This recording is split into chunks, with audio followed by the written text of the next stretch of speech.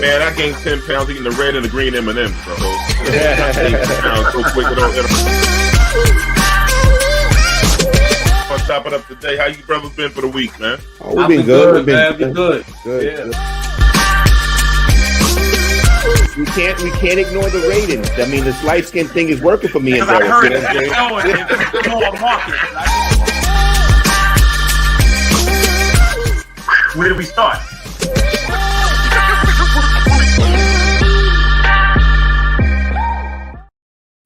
Yo, what's up? Welcome back to Let's Chop It Up. Please follow us on Facebook, YouTube, and Twitter. Like, subscribe, and tell a friend about 5 brothers on this YouTube channel today, man. So for people who don't know, we got some new friends and fans. Well, they new, they old friends, and they helping us out tonight, and they joined the show tonight. So I'm going to start off with asking my brother, Juan. Juan, what's going on with you, man? How you feeling, man? Talk to me. Another day of life, another day of health, so we cannot complain. We're blessed. My daughter reminding me that I'm getting older by showing me her prom pictures with her and her boyfriend. So things are good. Life is great. How you doing, Bob? I'm doing pretty good. It's been a pretty fast week going so far. Everything's moving, so just shaking and baking in the old man style. How you doing, Kelvin? I'm just maintaining, bro. I'm just maintaining. Everything is good out here. It's just good to be back. We've been away for a minute. A lot has changed in the world. A lot of craziness is going on. But one thing is the same. The natives. It's always the natives. And I'm just saying, we just have to do better. That's all. But I feel better. Everybody can see I got a little tan. Maybe you can see it. When you, in my complexion range, they don't really call it a tan. You're just looking like charcoal. But you already know it is. But I'm feeling good. Good to see the fellas tonight.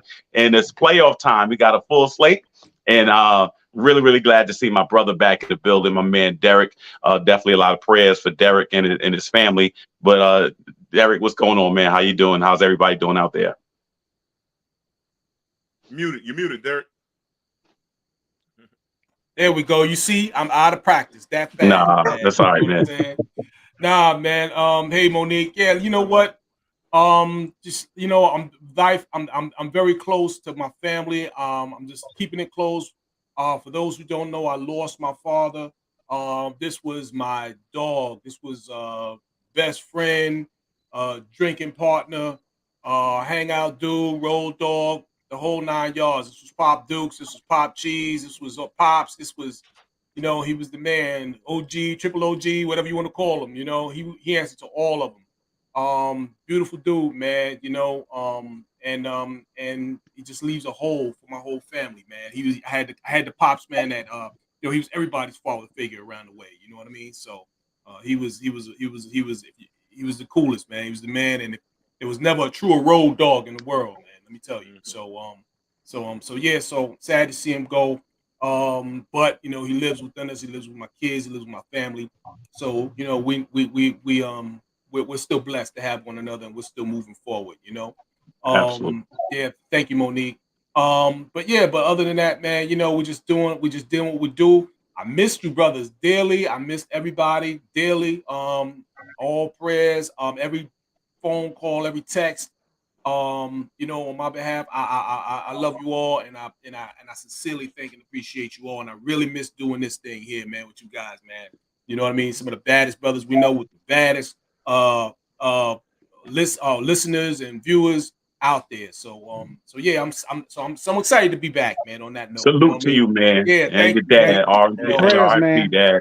Yes, thank you. But life is doing good. And I'm excited because my youngest son, this is his 4th week in boxing, in PAL boxing. So wow. He's looking good. He's excited. He's going every day. My middle son is doing amazing things out here. He's back doing his thing on the stage. And hey, Shauna, what's happening?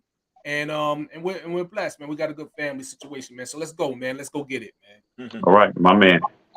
Yeah, man. To the point guard. What's up, point guard? Talk to me. What's going on, D? Man, it's been a few weeks, almost a month, right? Has it been a month since we talked?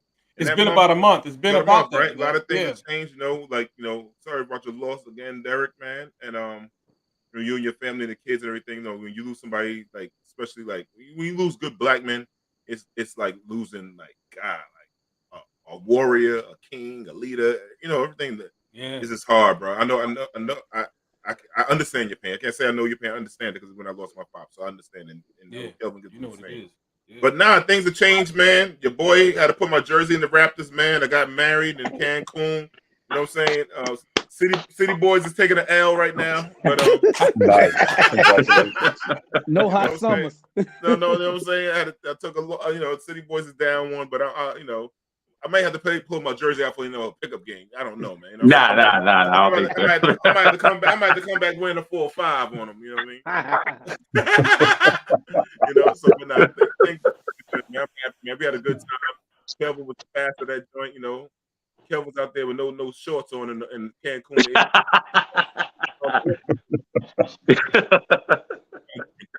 It was fly though. It was fly. It was fly out there. But I seen Kelvin came back from his massage. He was happier than a motherfucker, man. Yeah, that's right. That's right. That's right. Got a little spa treatment over there.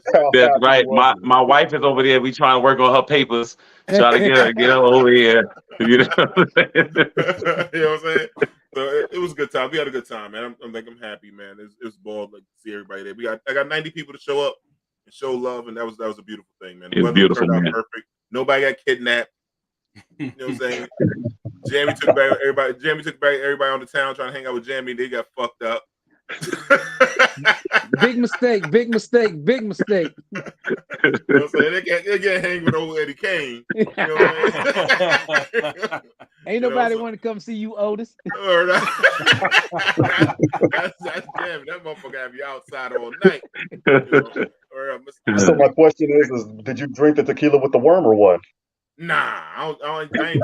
I Don't could do that, listen, man. I feel like I was in bubble wrap. I had to make sure I didn't get hurt. She was like, you can't do no jet skiing. You can't go on the 4-wheelers. And you can't hang out with goddamn Jamie.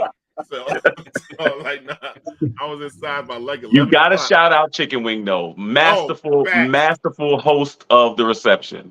Facts. My man Chicken Wing came through the funniest motherfucker. He pitched a shutout. He pitched a shutout. He made jokes about my old wife, all kind of shit. This shit was funny as hell. I gotta get that.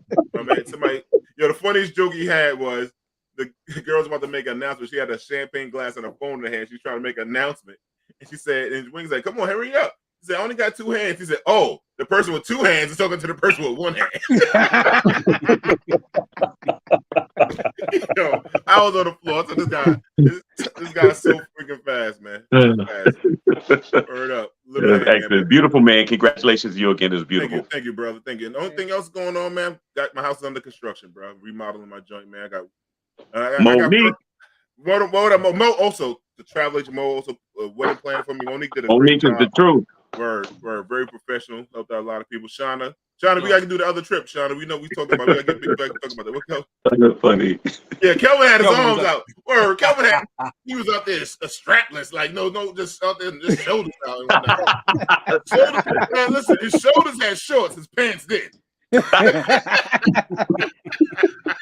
Kelvin trying to get flued out. Word up. That's my goddaughter, Mike, Charlotte. It was so much fun, man. So much fun, man. Hey, girl.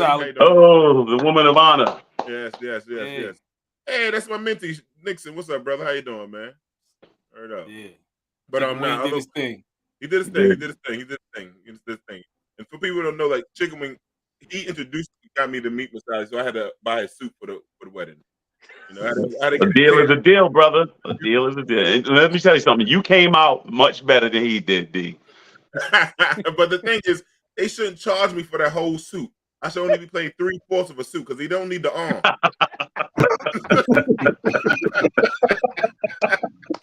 I should have got some kind of discount on that motherfucker. You know what I mean? A third off or some shit.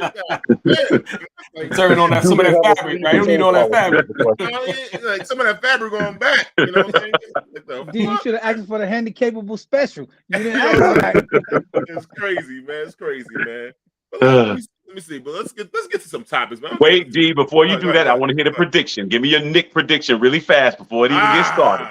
Is Randall playing or not? First, he'll play. He'll be all right. Randall playing the game. It goes 7, Knicks in 7. All right. Knicks might win in 6. Knicks play better on the road. That's what I'm getting. That's what I'm saying. Somebody write that down. The Knicks play better on the road. I expect Knicks to win. They don't play at home. That's what I'm saying. They can win in 7. They can win in Chicago. We scared to win in Madison Square Garden. Well, it's playoff time. It's ready to roll. It's time. Yeah, but it depends what's Randall. If Randall start arguing and he get crazy, it's over. But you got a point guard, so you're good to go. If he stay healthy. Yeah. You know, that's my team. But anyhow, man, listen, man, this has been a hot topic all week going on social media. Mad jokes going on. People scared they're about to get exposed. So Freaknik the story never told coming to Hulu. Oh, you know what I'm saying? So it's a Foxhole. So Jamie, can you play a little clip for this, man? Welcome back to Foxhole's Black Report. Well, there's a new documentary coming to Hulu that has some baby boomers nervous about what could be shown. I don't know about baby boomers, maybe Gen X. Xers, Yeah, Gen X, because baby boomers are my mama. But they could have been down at Freaknik. It's the big documentary that is slated for later this year and will be produced by none other than Jermaine Dupri. He was in the thick of it all. Oh, I remember, don't ask me how. And it takes a look at the infamous annual street parties in Atlanta. But in 1999, actions by police and elected officials caused Freaknik to cease. And was it a time? And I know a lot of my colleagues and peers who've moved on to bigger and better and greater were a little nervous about this Netflix because, you know, there's a lot of documentary and it was back in the day when you had the camcorder. Yeah. So we'll see what happens. I'm going to ask my brother David about about Freaknik. Oh, yes. Yo, that's funny, man. You see old girl pointing to herself like, yeah, son, I'll be there reaching out. You know what I'm saying? Yo, that was the best time. That was the best time to be alive, man. I mean, the reason why we brought why we have my man Bob on the show, because Bob went to many Freakniks with me, and the stories he witnessed, 95% of the stories I tell, he was part of them. All the shit I'm telling are the truth. So, yes, indeed. So, main man.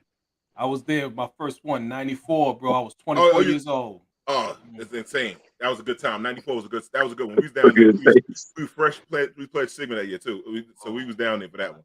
That was a good one. Oh my God. So to me, all right, Freaknik. I don't think people that was down there. I don't think they're gonna get affected. Women are worried about themselves. We all did things when we was in our 20s. Like I posted today, half of us won't even recognize y'all because everybody gained about 40, 50. I don't even recognize half y'all. And after dudes, we all bald and gray. So it's like, you know, nobody's gonna recognize that, you know. But it was a time though. But Freaknik, I think Daytona's better, but that's another subject in a minute. Bob, what's your fondest memory of Freaknik, bro? Would you want to go? We want to do the whole Florida hotel. You want to go in the street. You want to go to hotel lobby. It's just so many stories that we got. Let's keep this PG, Bob. You know, I still work with children. Still work with children. Dancing on the cars. You know, oh my God. It was just the lock-in party in Atlanta for Freaknik. The lock-in party was insane. Because all right, for people to understand what a lock-in party back in the day was, you got into a club, they locked the doors, you couldn't get out till it was like daylight was outside. You had to stay. And I forgot the name. It was 2 floors in this club. I remember there's 2 floors. I was kind of drunk, and back then I used to smoke the devil's devil's tree. I used to be high as a fucking kite, man. That's why I need Bob here to bring back my memory of a lot of shit. But also, I think like if you're somebody of status right now, we all had a past. You know what I'm saying? Like Kelvin, don't the Lord say forgive?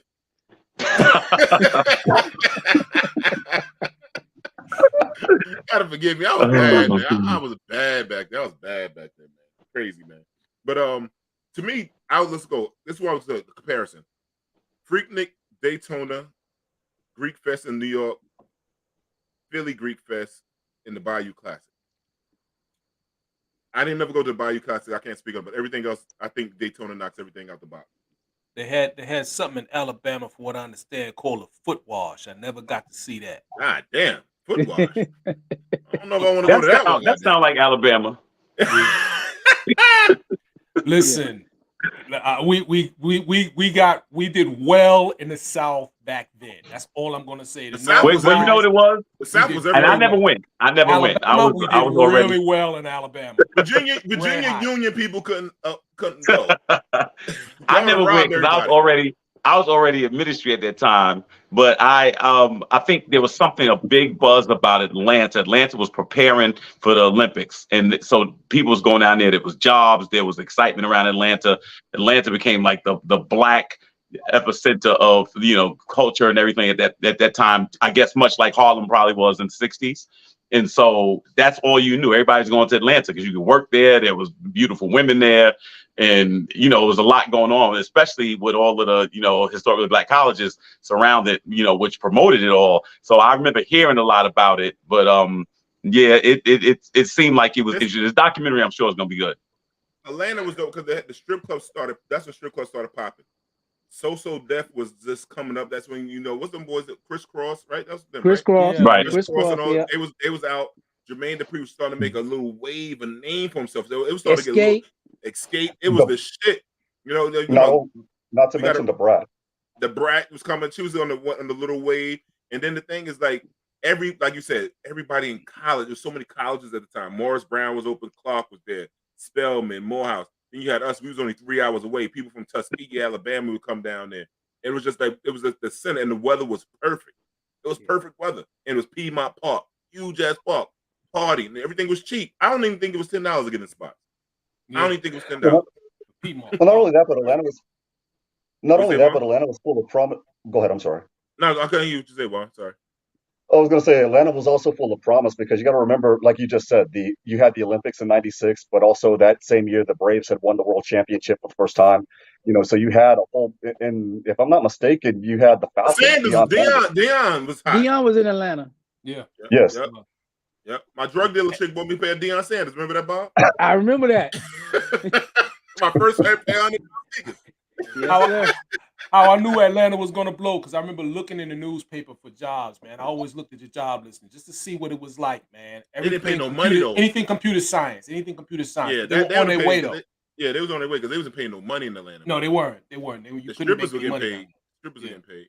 But the cost of living was so cheap. I mean, college students were in them boarding houses or sharing homes, and As long as you didn't have any debt, you'd do all right, man. Go straight down there, you'd be fine. Like I go back, Daytona's better because you had artists that were performing on the beach. We saw what's the guitar guy, Montel Jordan. We saw this tall ass capper twirling. Like, who the fuck is this cornball? And he's twirling. So me, Jamie, Bob, he's down there. I'm not gonna talk about Jamie's Daisy Dukes. We all down there. You know what I'm saying?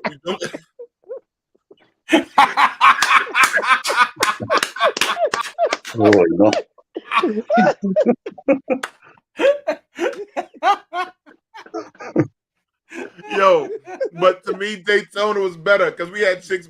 I still got pictures. We got to find a videotape. We had chicks in the car, butt naked, dancing. I gave my girl my T-shirt. We had no hotel plans. The hotel Sam. One year, hotel Sam. Jamie booked us a crazy ass, ragged ass hotel. I think Martin Luther King got shot at shit. I think that was the Lorraine hotel. Fucking Daytona. We was in that joint. I've met some real plump chick. I ain't gonna say fat. Plump chick, and I took it for the team so we get a hotel room. Emmett Smith rented out a floor for us. But it was crazy, man. And Luke Skywalker said, think Jermaine got some wait till I release this tape. Wait till I release the Daytona tape. That's when I'm scared to be on. Yeah, that's gonna be crazy. If he got the Daytona tape, we are somewhere on that tape. We are fucked up. Yeah. Anyhow, but Jamie, please pull up some of those comments, man, before we pull those up. Oh man, Daytona. This way, the aunties are worried. Yes, the aunties they are worried. They are all aunties now. We are in that age group. They are all aunties, man. They're worried. Maya Fleming, will I see my mama on that documentary? No. I don't know. Nikki, it was at Tuskegee Homecomings. That's something different. That's a different. You might see your grandma on there. I almost got locked up down there, Mike. I almost got locked up. Bob, no, I almost got locked up down there. That's another story. That's another long story. That's the longest we prayed all the way back to South Carolina from Alabama. I was scared, bro. I thought I was gonna be on a chain gang out that motherfucker. Real hot. We said real hot girl summer. It's way better than that. Know what it is too? Keep on, more comments. I'm gonna say something. Go ahead, Jamie. Any more? Well, he says why Juan look like he's in a timeout. Already put the magic hearing. I'm waiting for That's Magic to to the go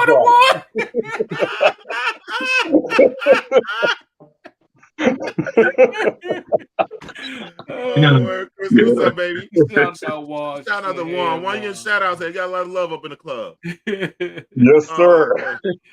Yeah, I miss shooting this shit with you guys. Welcome back, my love. Hey, thanks, What baby. up? What up, Live. Norman? How you feeling, baby? Hug my man for me later on for me. Yeah. Main man Bob. That's right. That's main man Bob in the house. That's right. But know what messed up all the fest, all these things was? The street dude coming to the college festival. Yeah. Yeah. They didn't know how to act. Yeah, you're right. See, I was not gonna. You know what's funny? As y'all telling the story, I was just wondering when we gonna get there. When we gonna get to the natives tearing it up? That's all I'm wondering. You know, the natives tore up everything Mhm. and moving. Everything good. Everything good. They even come to college trying to. I mean, that's another story. Me and Bob got fights with locals and all kind of shit. I got mad stories, man. So, but they fuck up everything. Like girls was probably getting raped and stuff like that down, right? And that's some bad shit. But I know some girls that also the natives came down there and Bob, my boys. I'm gonna tell this quick story. 2 seconds. I swear to God, my boys came from New York to go to Freaknik. I'm not gonna mention names, but they drove down there. My man T, I'm gonna just say his first T, drove down there with my man K and my man R. It's K's girl's car, right? K drops his girl off in Alabama to her family house. So I'm gonna hang a Freaknik with yours truly, main man Bob, some other people. So they meet these girls, K and R. R, the girl didn't feel R, so R said, "All right, you go hang up the girls." So K took both girls upstairs, thinking he's gonna be the man. R goes down in the lobby in his socks. I think we're in the Omni Hotel. I think we're in the Omni Hotel. We're in the Omni. We all know how this is going to end. Oh no! So he goes upstairs. They put it on him. They bang, bang, bang, knock him out, put him to sleep. Oh man! These girls are from Detroit. They take the keys, they rob the whole room, and take off with the car. Damn. My man got He got Black Widow. Socks. Huh? He got Black Widowed. Yes, two. Oh no! Took the car up to Detroit. They found the car in Detroit, but my man had to get his girl to go to Alabama, catch the bus from Alabama, meet them in Atlanta, and then they had to take the bus back to New York. True fucking story. I'm telling you, Freaknik was everything. But never got the car back. Nah, that shit was found in Detroit. It was found in Detroit. Found in Detroit. It says now onto this Freaknik. Most people don't need to worry about being recognized because most of them don't look anything like they did back then. Hashtag 50 pounds, hashtag that hard ass living. You ain't lying. No lies. That's it. No lies told. That's it. See, I gave up. I gave up all that stuff. So that's why I still look good. Well, that's what people would think, but that's what people think. But have you guys seen The Best Man Holiday? Remember the scene where there were some videos that came out during a frat party that certain people 20 years later did not want out, and they came out. She still looked the same. That's the difference. No, she still looked the same. Ain't recognize Sexy Tina no more. Sexy Tina, exactly. We go to homecoming. Ain't nobody saying. Ain't all that thick just got fat. You know what I'm saying? That's what happened. Homecoming, we all just friends at homecoming. Yeah. but you know what it was? I think the whole Black college experience allowed Black America. It was a great experience because a lot of Black people doing well was able to send their kids to an environment that was, real familiar. It was kind of like home, and start living that dream. Because remember, generations before us didn't go to college like that in droves. So, if you went to college in 91, 92, a lot of us went with people they were the first people in their families, because most of at least for me, my father was a veteran. He didn't go to college. My grandfather didn't go to college. They all went military. So I was the first in that line to go to college in that respect. I had some people in the family, but so it was great because, it kind of birthed that new generation. Spike Lee was on the scene. He did School Days. And then the Cosby Show came, A Different World came. So we started having this kind of like Black resurgence. As Dee did allude to, though, you can't circumvent the natives. No matter what you do, there's still going to be a segment of the population called the natives. They got to try to tear it down. Yeah, but the best experience about college, Black college, is nobody have a geographical location. You get people from all walks of life, from all backgrounds, South, North, Midwest, West, Southwest, and we all blended together as Right. one. From cooking chicken on at a Oh my block, God. we had my boys them had a block house, a cylinder block house, and we were cooking chicken on a hot plate. That was the stove. Yep, So that was the shit. But Bobby, Yo, what was the one problem that you always ran into? And D alluded to it earlier. You had to be ladies go- careful about the locals. The locals, Oh there my were some God. dudes that hated you coming from another place, and they felt you was taking the girls from that town, or they felt that you thought you was better than them. I think Spike covered it in the School Days a little bit. You remember that? Yeah. Oh, that happened to us.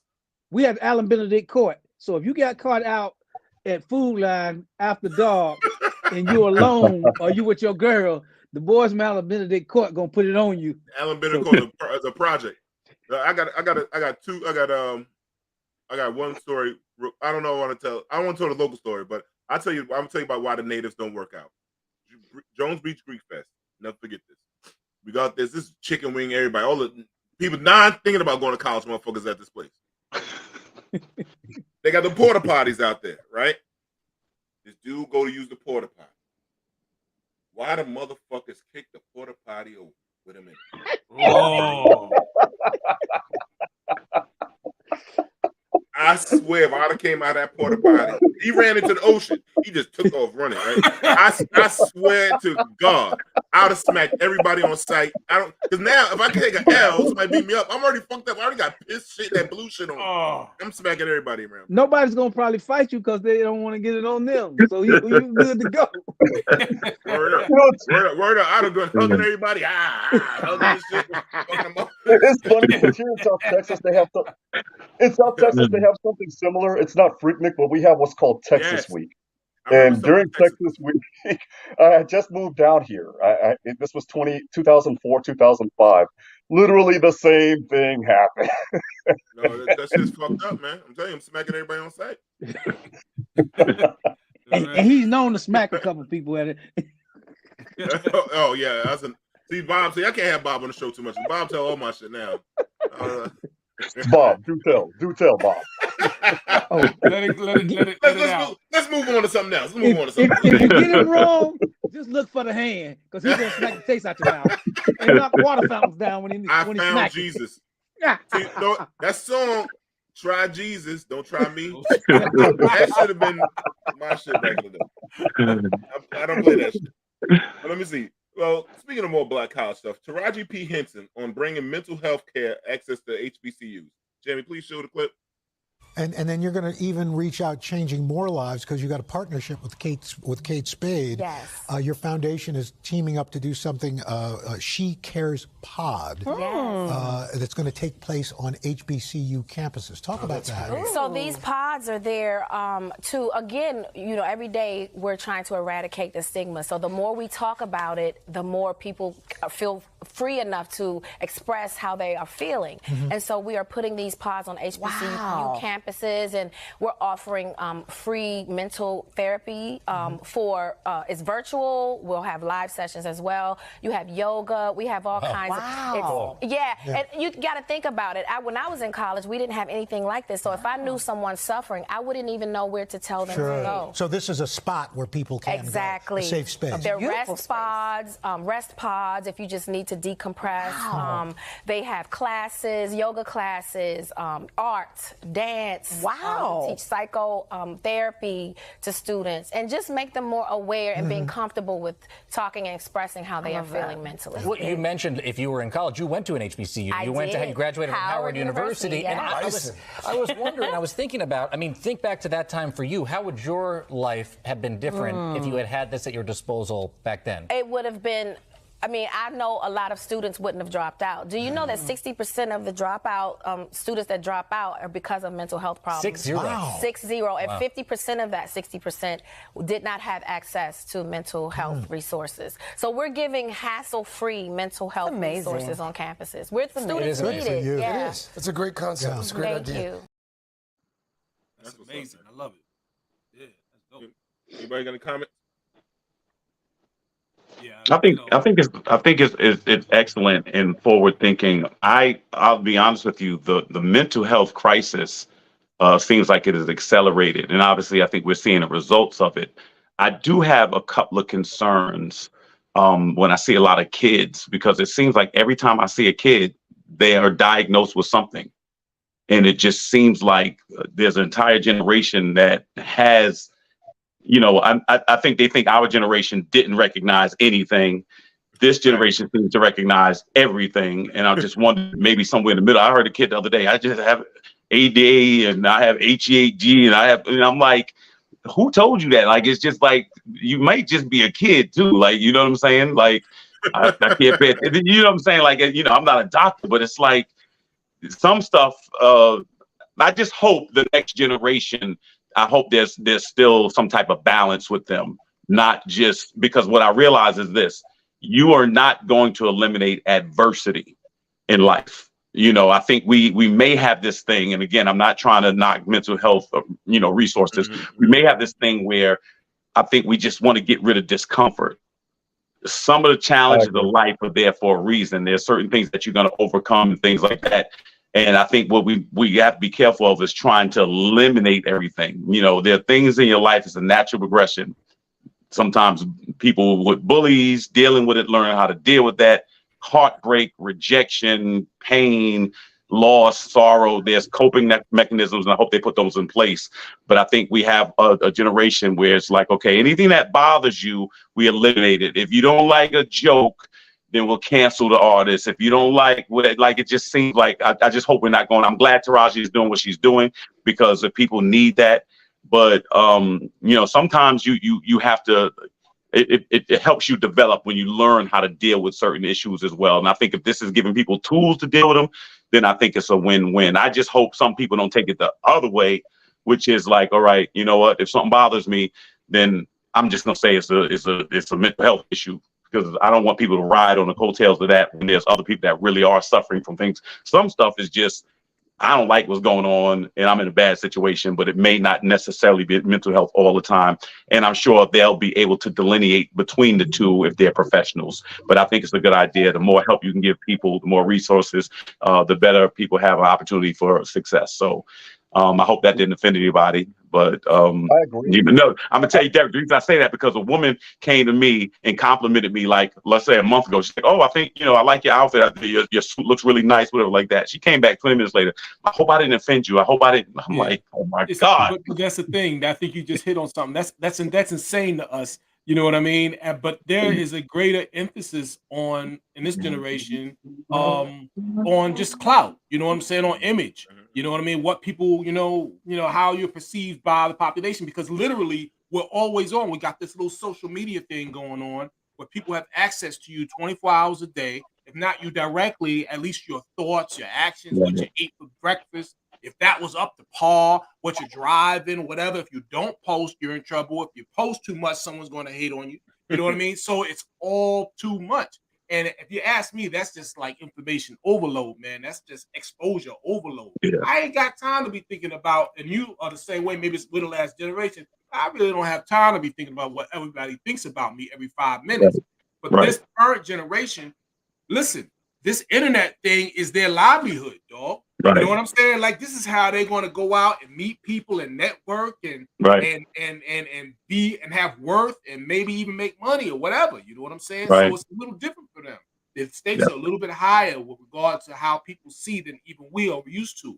You know, we're kind of set in our ways. We're kind of what we got going on is pretty much etched in stone. You know what I mean? But we got some wiggle room. But the younger generation that's coming up, this is what they're doing, man. I had to tell my kids, man, that, listen, no social media, no phones, all of that stuff until they were a certain age, man. But most kids that they were your age, they had access to it. And I'm just using social media as, that kind of thing as an example of the overall arching thing, which is just basically worried about what people think of you. And just that, that sense of, we don't really have it all together. We're not sensitive, what we would call a little, maybe a little weak or something. You know what I mean? That's what we really would consider it. Right. Or you worried about what somebody's thinking about. You must be weak.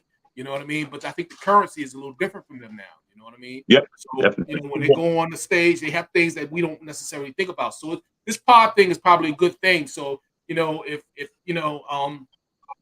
and again, it's maybe I'm it's a little bit above me, but I have to fall back and just let them figure it out, man, because maybe they're more in touch with something that I don't understand. You know what I mean? I'm with you. Well, they got to prioritize the different. They got to prioritize what is causing the stress and what's not. You know, I'm the same way. I've heard people. I've talked to people that are my daughter's generation that are attending college right now, and my daughter, of course, also a dual enrolled high school / college student. What are you stressed about? Are you stressed because you have a term paper due tomorrow and you didn't and you waited until the last minute? Sorry, that's a you issue. I mean, you have to you have to suck it up, Buttercup. I mean, and or are you going through PTSD and you procrastinated or you were late because there was a traumatic event, you were assaulted, you were this, that, and the third. And if those things come into play, then yes, you need that therapy. And I applaud those types of things being set up, because when I went to school, historically Hispanic university, UT Brownsville, we didn't have that much either. But we had to slug it out. There was no other way. But at the same time, I agree. You have to prioritize what's causing it. If it's, for example, what happened at Stanford, I'm having PTSD because the chief judge of the Fifth Circuit Court of Appeals said some things that hurt my feelings or spewed legal doctrines that hurt my feelings. Sorry, but not everybody's going to say things that are going to be butterflies and roses. You got to suck that up. Not everybody's going to like you. Versus, okay, they're going to do something else that's more traumatizing. And I think that today's generation doesn't compute that. I'm just scared of motherfuckers. This is what it is. I'm tired of motherfuckers identifying as some shit. Right now, I identify as this motherfucking microphone in front of me. I just want to be heard. I'm tired of that shit. That's the new shit for me, man. Like, god damn, everybody identifies some dumb shit nowadays. I'm a nickel. Some dumb shit. But that's the shit that got to me. You about to say something, Bob? Yeah, it's just, I just think that when they're coming from everybody gets a trophy and you don't learn how to, like Kevin was saying, you don't learn how to deal with adversity. Everybody don't win, and you don't keep scores, so you don't understand that if I don't get better, we can't win. So how can you get better if everybody gets a trophy and is 0-0 all day long? And that makes the kids, I wouldn't say weak, but it makes whatever they're going through, they say, oh, I can't handle this. And some people do need mental health, and we had people coming up with us that needed mental health, but back in the day, you just had to deal with it. And it was no outlet. If somebody make a joke about you, you got to come back the next day, make a joke about them. They beat you up 3 weeks down the road, you got to figure out how I'm gonna beat them up. Figure that out. And nowadays, it's grab a gun, shoot. No knuckle up, no nothing. If you lose a fight, you just lost. It's okay. Just don't keep losing all of them. That's all I'm saying. Right. I'm Bobby. I'm with you 100%. And that's my fear, that in other words, we just tap out so fast. We just tap out. Like some stuff you had to learn, to take that L and then come back. And with the word I hear all the time, the go-to word with this era is trigger. This triggered me. This triggered me. You just don't like it. That's all. All right. So that's it. That's what it means. Yeah. You know what triggered me? Every time a thing come in there from water, electric, gas, that's my trigger, because I got to pay all that. Every time I see that come, that's what it is. But I want to get into the comments, and then we got a special guest coming in tonight. Yeah. What we got? Amy says, I totally agree. Children are overdiagnosed with ADHD, autism, etc. It's about teaching coping mechanisms as an alternative to medication. I agree 100%. All right. It's about teaching kids how to process and react to this crap on the internet and the pain that is projected from other kids in schooling. Yeah. Good point. Maya says people should learn how to be comfortable with being uncomfortable nowadays. Exactly, Maya. When you're growing up, one of the things that you do when you're an infant, you have to teach them how to cope. You have to teach them coping mechanisms, how to cope. You know what I mean? Like, how to self-soothe. All right. And what happens is you have a generation that probably has a little bit, because of instant gratification, because of all of this other stuff, they don't really know how to self-soothe. so they don't really know how to just kind of like regulate how they actually feel about a thing. They don't have a proportional response to a, you know what I'm saying, to a to a problem or to something that is just, an expectation that is unmet somehow. You know what I mean? They don't have Well, a just wait until response to it. You know. We'll just wait until the real problems come. I mean, wait until the dollar hyperinflates and you can't afford to buy food. Oh, Or Juan, when you talking about others- something? Listen, Oh, bro. let's not gonna go there. But let's but now I want to hold Nobody this makes person that. out because it's getting late. It's getting late. So and seeing a lot of things. Another attack on women's health again is going on. We see with the abortion pill. What's going on? Of course, the federal houses and stuff like that. So without further ado, we want to bring on our good sister. I've been on here before. That talked about women's reproductive systems, all women health things you want to know about. My dear sister Kelly Davis. Hey, Kelly. Woo, what up, Kelly? Hi. Kelly always got a nice ass background, boy. What is that? Is a flamingo? That's beautiful. Heard I got that glow. Got that glow on you too. Okay, girl. Look like you was in Cancun. Was you in Cancun with us, Kelly? Allegedly. As she sips tea, right? Not to be confirmed or denied. So, Kelly, this thing is going on in the news, man. It's on the federal level. This abortion pill, the impact, it's going on in its courts and stuff like that. What are in the circles that you're in? What are the big talks? What are the fears? I see New York State bought 150,000 pills worth of, I guess, I don't know, pills. I don't know, it's 150,000 individual pills, whatever it is. But they bought 150 pills to make sure to get ahead of this game just in case things go south on. Is it Friday? The votes coming in? Is it Friday or Thursday? Well, I'll tell you all about it. And I'm a little bit under the weather, but I'm so happy to be here. I'm sad. It's under these circumstances. How can I follow up a story about a porta potty? You can't go from a porta potty and Freaknik to abortion, but here we are. Hey, there's a lot of abortions at the Freaknik. There we go. It's connected. See how it goes all around? So what you've been hearing about, the last time I was here was last year with the overturning of Roe v. Wade, which ensured the federal right, the constitutional right for access to abortion. Since then, a series of states have made abortion harder to come by, but really their strategies focused on abortions that are provided by physicians. And keep in mind, there are multiple ways to have an abortion. Some people self-manage their abortions. We know I'm a Black woman that is descended from folks that were enslaved. And so Black enslaved women had ways of actually inducing abortions because of the sexual terrorism that they were constantly experiencing while being enslaved. Of course, there are ways that you can go to a physician to have a physician perform an abortion, but actually over 52% of the abortions that happen in this country are from medications. And so in the US, mostly that's 2 medications. So there's one that's called Miffy. So it's mifepristone, which is really the focus of this court case. And then there's another one, misoprostol, and they're normally taken together.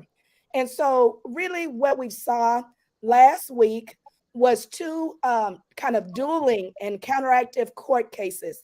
The first came out of Texas, where a group of anti-abortion activists went judge shopping, right? And look for a judge that would be sympathetic to their cause. In this case, it was Judge Kaczmarek, who was a appointee in a single judge county, a single judge district. He was appointed by the former president who was recently indicted. And his ruling was really based on their proposal that said that the FDA's 23-year-old approval of mifepristone should be overturned, right? And so that's what he ruled last, I believe, Friday. And so with that medication, the FDA approves all kinds of medications, including the abortion pill, which has a 99% performance rating. which means that it's like safer than aspirin, but yet they have this ruling that said it was unsafe. But within 2 hours, we had another ruling coming out of Washington versus the FDA that was filed by a coalition of state attorneys generals accusing the FDA of overregulating mifepristone and asked the FDA to lift politically imposed and medically unnecessary restrictions to increase access to the medication. So that's kind of where we are today. Let me ask you this question, and thank you again for joining us.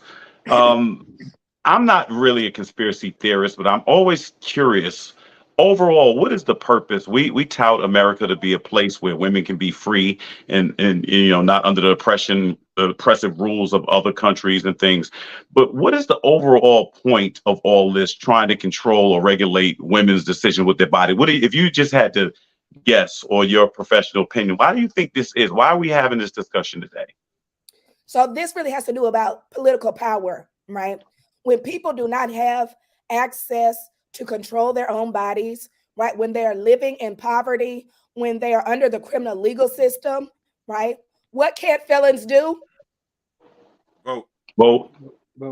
There you go. Vote. So if we have another way of incarcerating a whole new subset of the population that traditionally skews more liberal, right? As we've seen over and over again, that even in conservative places, folks voted to preserve the right to having an abortion. So I really say, what happens when people are kept too sick and too poor to fight back? That's really what these attacks are designed to do. It's one of the ways that white supremacy continues to function. And anytime you have a new thing that is made into a crime, we know who's going to suffer the most from that regulation. It's going to be Black people. I think it's also I think there's an underlying want to have white babies. It's 20 30. Go ahead, Kelly. There is a lot of very right-wing white supremacists or white nationalist groups talk about the replacement theory, where they're scared that there's so many Hispanic, Asian, and Black children in the United States today, and that they can only, and so they support things like incarceration. They support things like vigilante justice that we've seen all over the country, right? And they want to make it harder for people to control their own fertility. And so it's going past even abortion. The week before last week, we saw that even the Affordable Care Act has been gutted in some ways, where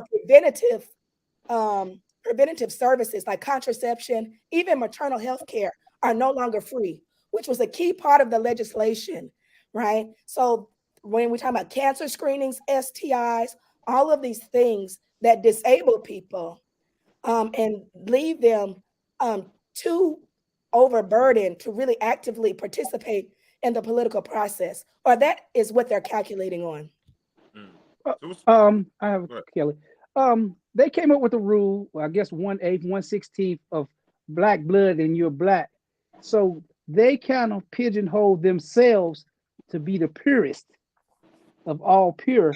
So now it's coming about that 2030 that they'll be the minority, and I guess we would say the minorities will be the majority.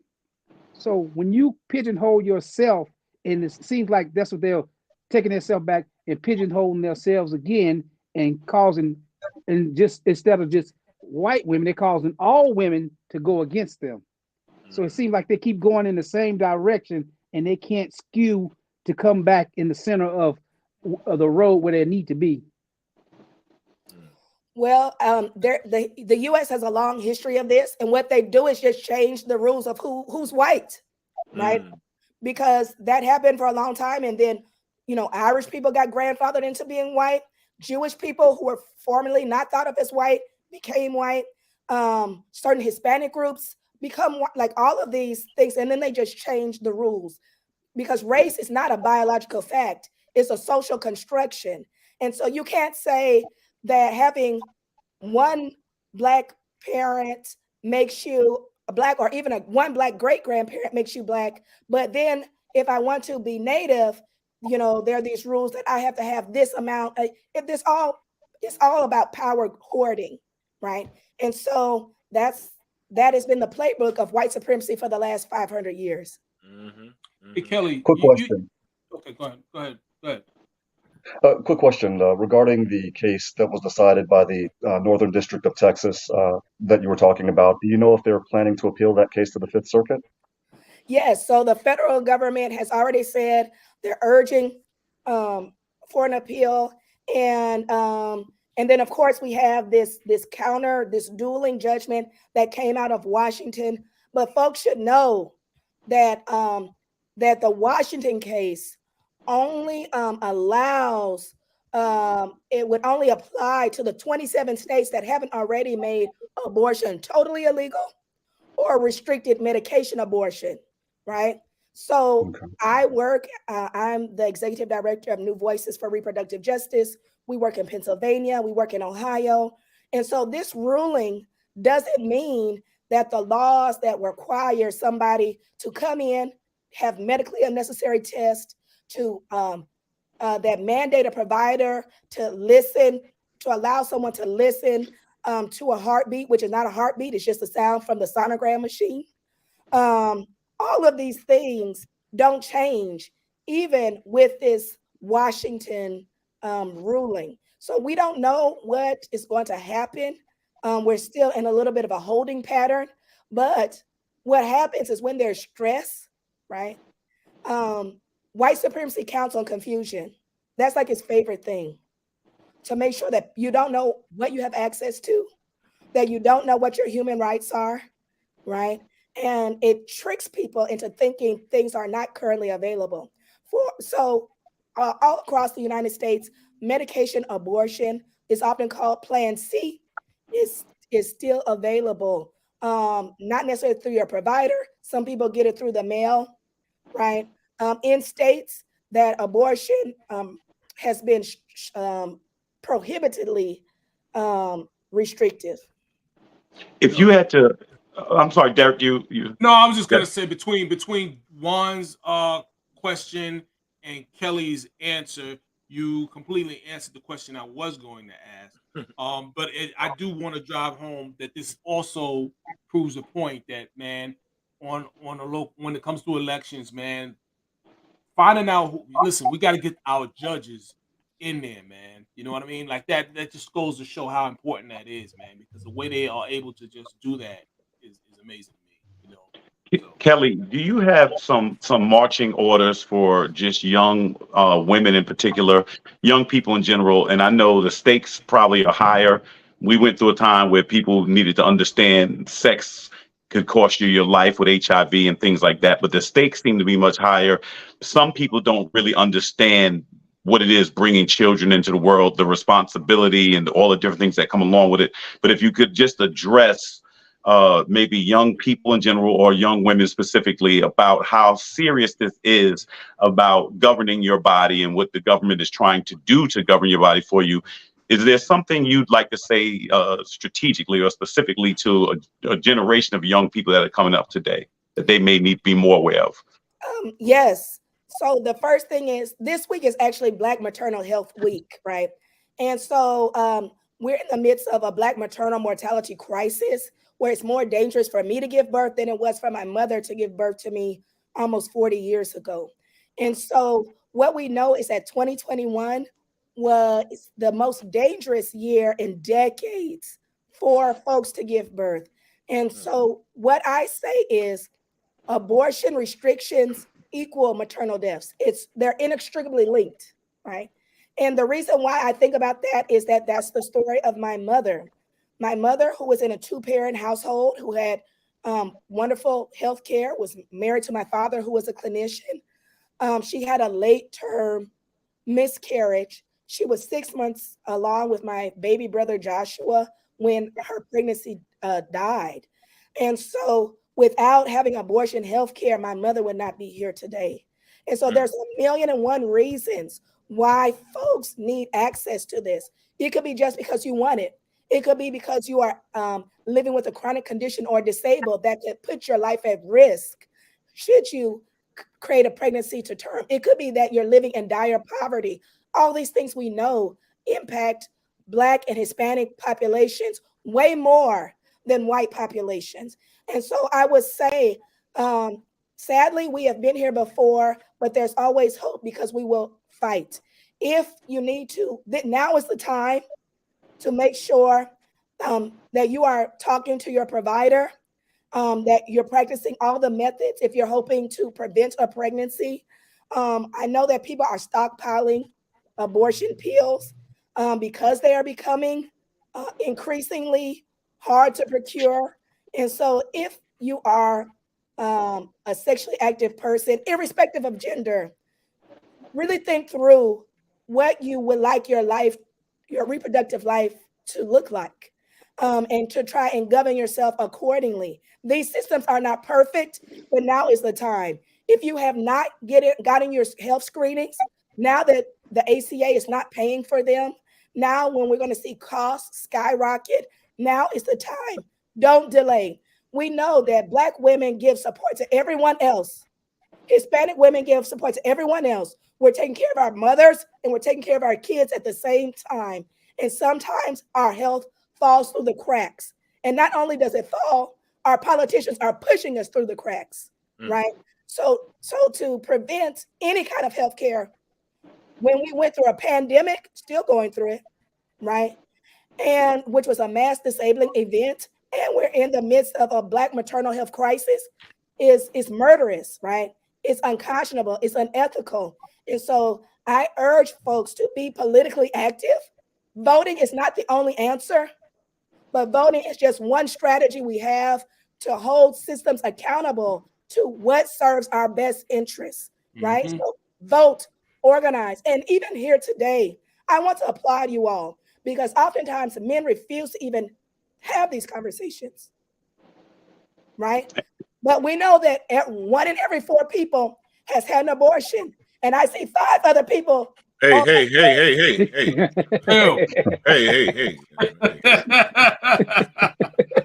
Well, I have another question, if that's okay. What's the difference between the abortion pill and the Plan B that they promote as well? Hey, I got a couple of those.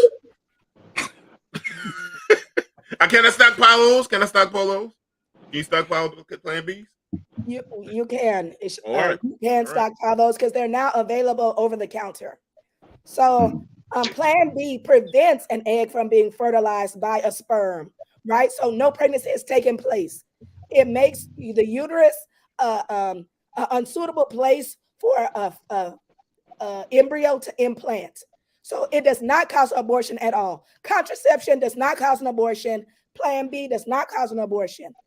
Mifepristol and Plan C, the 2 drugs that make up Plan C, the abortion pill, help to expel. They block progesterone, right, which is needed to keep a pregnancy and help expel things that are in the uterus. And you can only do that. You can only do that early in your pregnancy when the pregnancy or the embryo is not even the size of my baby fingernail, right? So not even the dot of a pen or the tip of the eraser.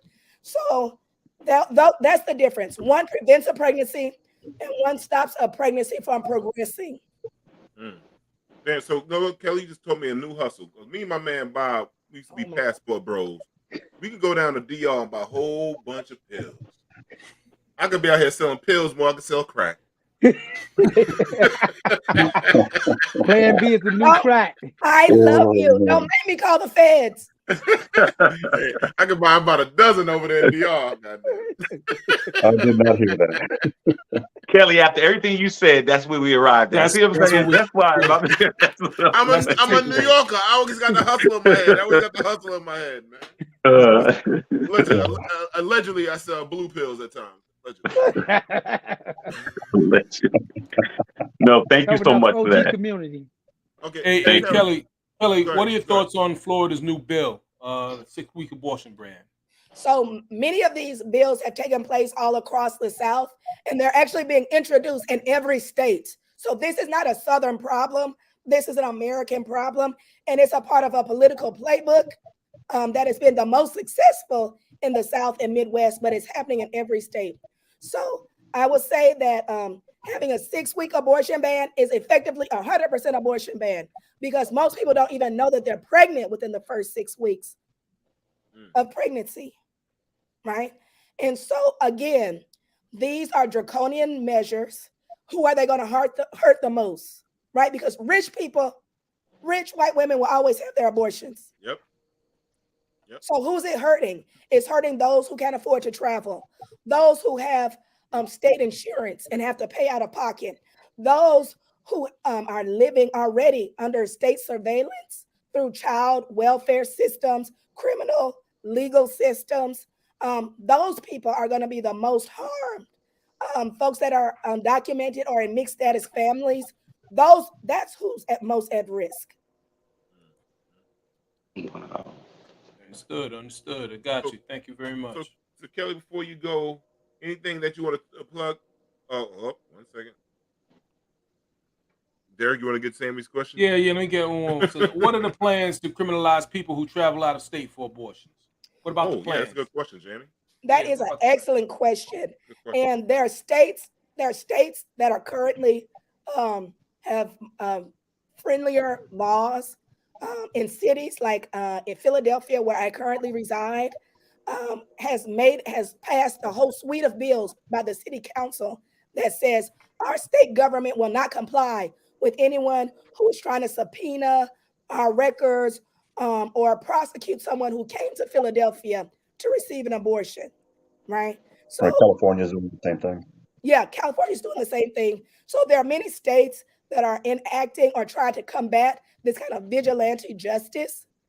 And I'm sure you've seen that recently, I believe in Texas, that somebody's ex-husband is suing their girlfriends, their ex-wife's girlfriends, because they helped her procure an abortion. Right, that case got dismissed. Yes, that did but happen. we're going to see that happening over and over and over and over again. And we know who's going to be most impacted. Us.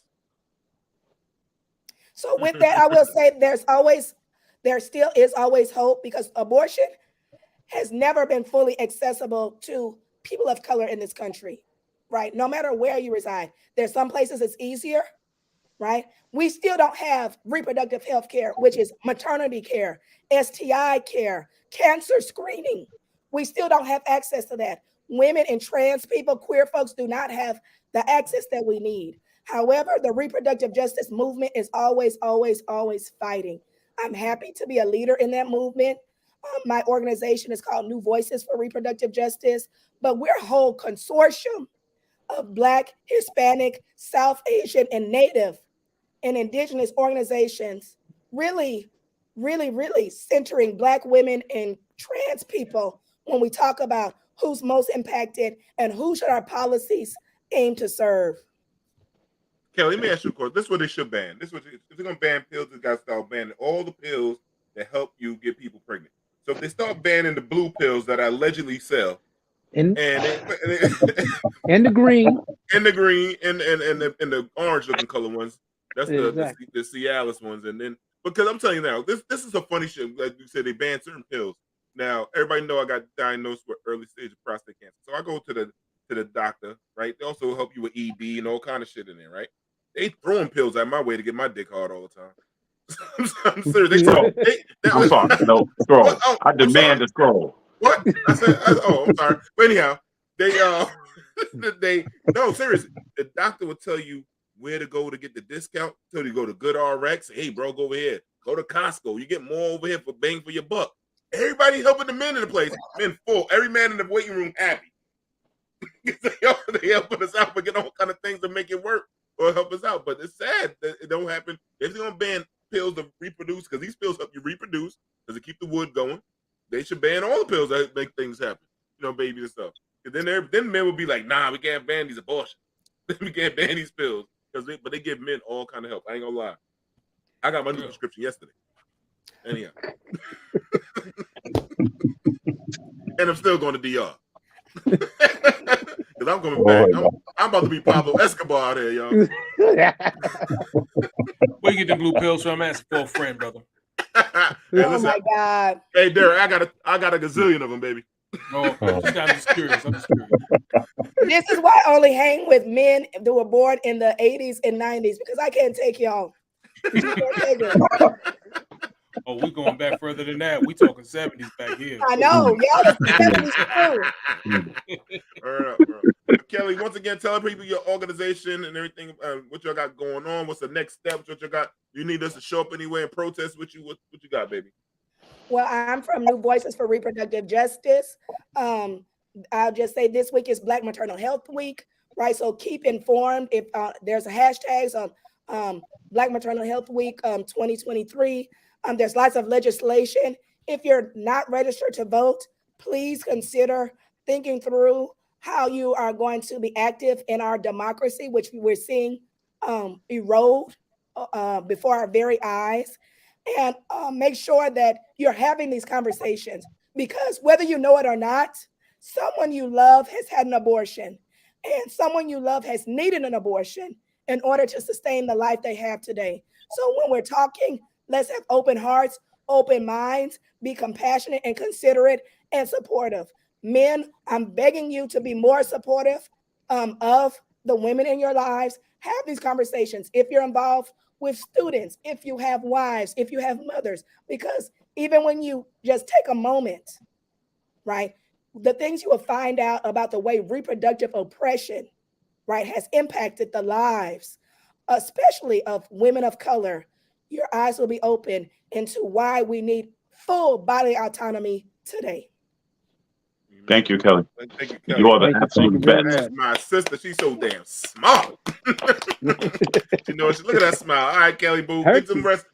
Take care of that throat, baby. Thank you. All right, baby. Love you, baby. Nice. Juan in the middle. Where you at? In the middle. Scroll. I ain't gonna scroll. Too late. You too late. I stuck that shit in. Oh, then you went to the next play. They couldn't review it. Yeah, can't. That's it. Take baseball to give you 15 seconds. Can't do it in less than 15 seconds. So fuck that. But you know what? Also, if they ban the pull-out method, motherfucking men protest. Yep. He's asking, but I don't know why y'all won't. He's going half the show. He can't take it. I don't disagree.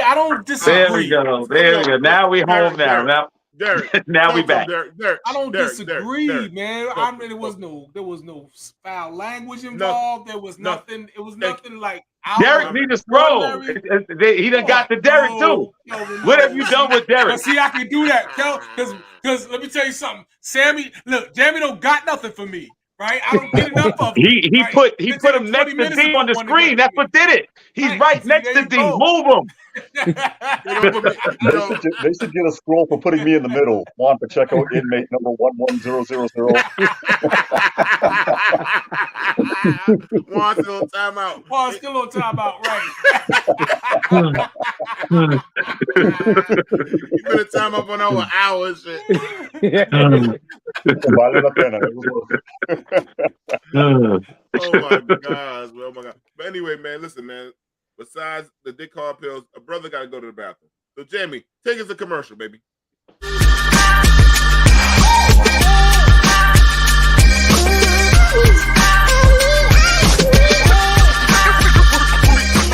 Orchard Blue Counseling Services, or known as OBS, is a private mental health practice based in Southeast Queens, New York. OBS's founder and holistic psychotherapist, Serene Prince, is a Queens native with Caribbean roots. Serene is committed to providing culturally competent holistic psychotherapy to diverse communities while curating a safe healing space for Black and Brown people with compassion and awareness of their total being. As experts in children and teens, we have curated a mental health and wellness community where children are heard, guided in developing a healthy self-esteem, supported in strengthening their inherited resilience, and learn skills to manage their emotions to develop positive relationships with parents, adults, and their peers. Orchard Blue Counseling Services is designed to help children and adults discover their inner healer as we take the journey with our clients to work towards self-acceptance, self-love, and resilience to manage life's uncertainties and embrace its wonders. Our private practice extends to providing consultant services for personal life transitions and business development, parenting guidance and support, and clinical supervision for mental health students and therapists. And be sure to book our founder, Serene Prince, as your next holistic speaker, offering your audience a life-changing experience. Now that you have taken the first step to learning about us, we invite you to walk towards a healing and progressive life with Orchard Blue Counseling Services. Contact us for your free consultation where applicable. Email or call us at info@orchardbluecounseling.com or area code 516-200-1174. You can also connect with us at our website and social media pages, orchardbluecounseling.com, or on Instagram at orchardblue_counseling SBCS, or Facebook at Orchard Blue Counseling. Yo, what's up? If you like what you're seeing from the four brothers here, give us a thumbs up, like and subscribe to the channel so you can stay notified when we go live and post new content. Thank you for the support. Welcome back. Yo, think that was a good segment with Kelly, man. But we got our brothers there, Juan and Bobby, man. So how y'all feel right now being guest hosts on the show tonight, man? How y'all feel? What's going on? What's going on in your heads? It's great. It's great. Trying to get out of timeout, guys. I'm trying to get out of timeout. Why you good at timeout? Clown him now, because you got the Puerto Rican flag behind him. He got the team. Look, Yo, Juan, you coming to New York for the Puerto Rican Day Parade, man? I wish I could. I won't be able to because my boss has a criminal trial in Florida during that time, so I won't be able to do that. Juan, you got to voice the radio for real. Word. You got to word like. Hey, this is now you're rocking with the best. Greatest DJ. Word up. The Quiet Storm with, Juan being them old album covers and shit, singing on Johnny Fever. Cold wine. Trying to guest host for Chicken Wing. That's what I'm trying to do.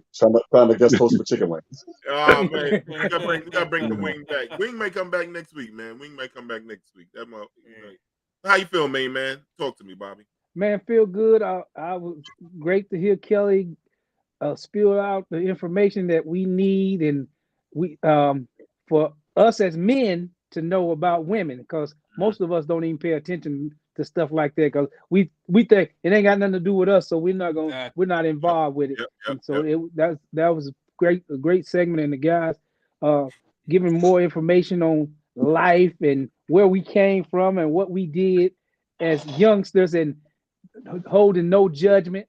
There's no judgment section. So it's a great feeling to be with like-minded brothers that you knew was in the trenches and then came out the trenches. Definitely. What Norris say real quick? Read what your wife said. Now Juan running for office. Viva Puerto Rico. No doubt. He got a whole country behind him right now. Literally, look at him, man. You can't clown him. Well, funny that they mention that because I'm a part of they call it the Los Delegados del Estado 51, which is the delegates to promote Puerto Rico becoming the 51st state. It should be. Yeah, I agree. What he said, that shit sounds smooth as hell, though. You know what I'm saying? He just said, say it one more time, Juan. Say it one more time. This shit sounds smooth as hell. Los Delegados del Estado 51, the delegates for Puerto Rico to become the 51st state. Yeah, man. And the 52nd state should be Long Island. They need federal help lower these taxes, for real. Well, enough people out there for that, right, Derek? We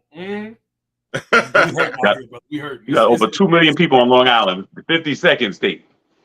We gotta be, man. We gotta at least be banging with Rhode Island, right? You know what I'm saying? Yeah, Long Island should be a state and get some federal funding and all that. Absolutely. Well, New York City don't give you jack. Then you got DC, you got Puerto Rico, And I throw in Long Island. Long Island do get crazy. See, I feel bad. I cannot say Puerto Rico without saying what after it. It's Oh. I can't. Every time Puerto Rico, what? I can't do it.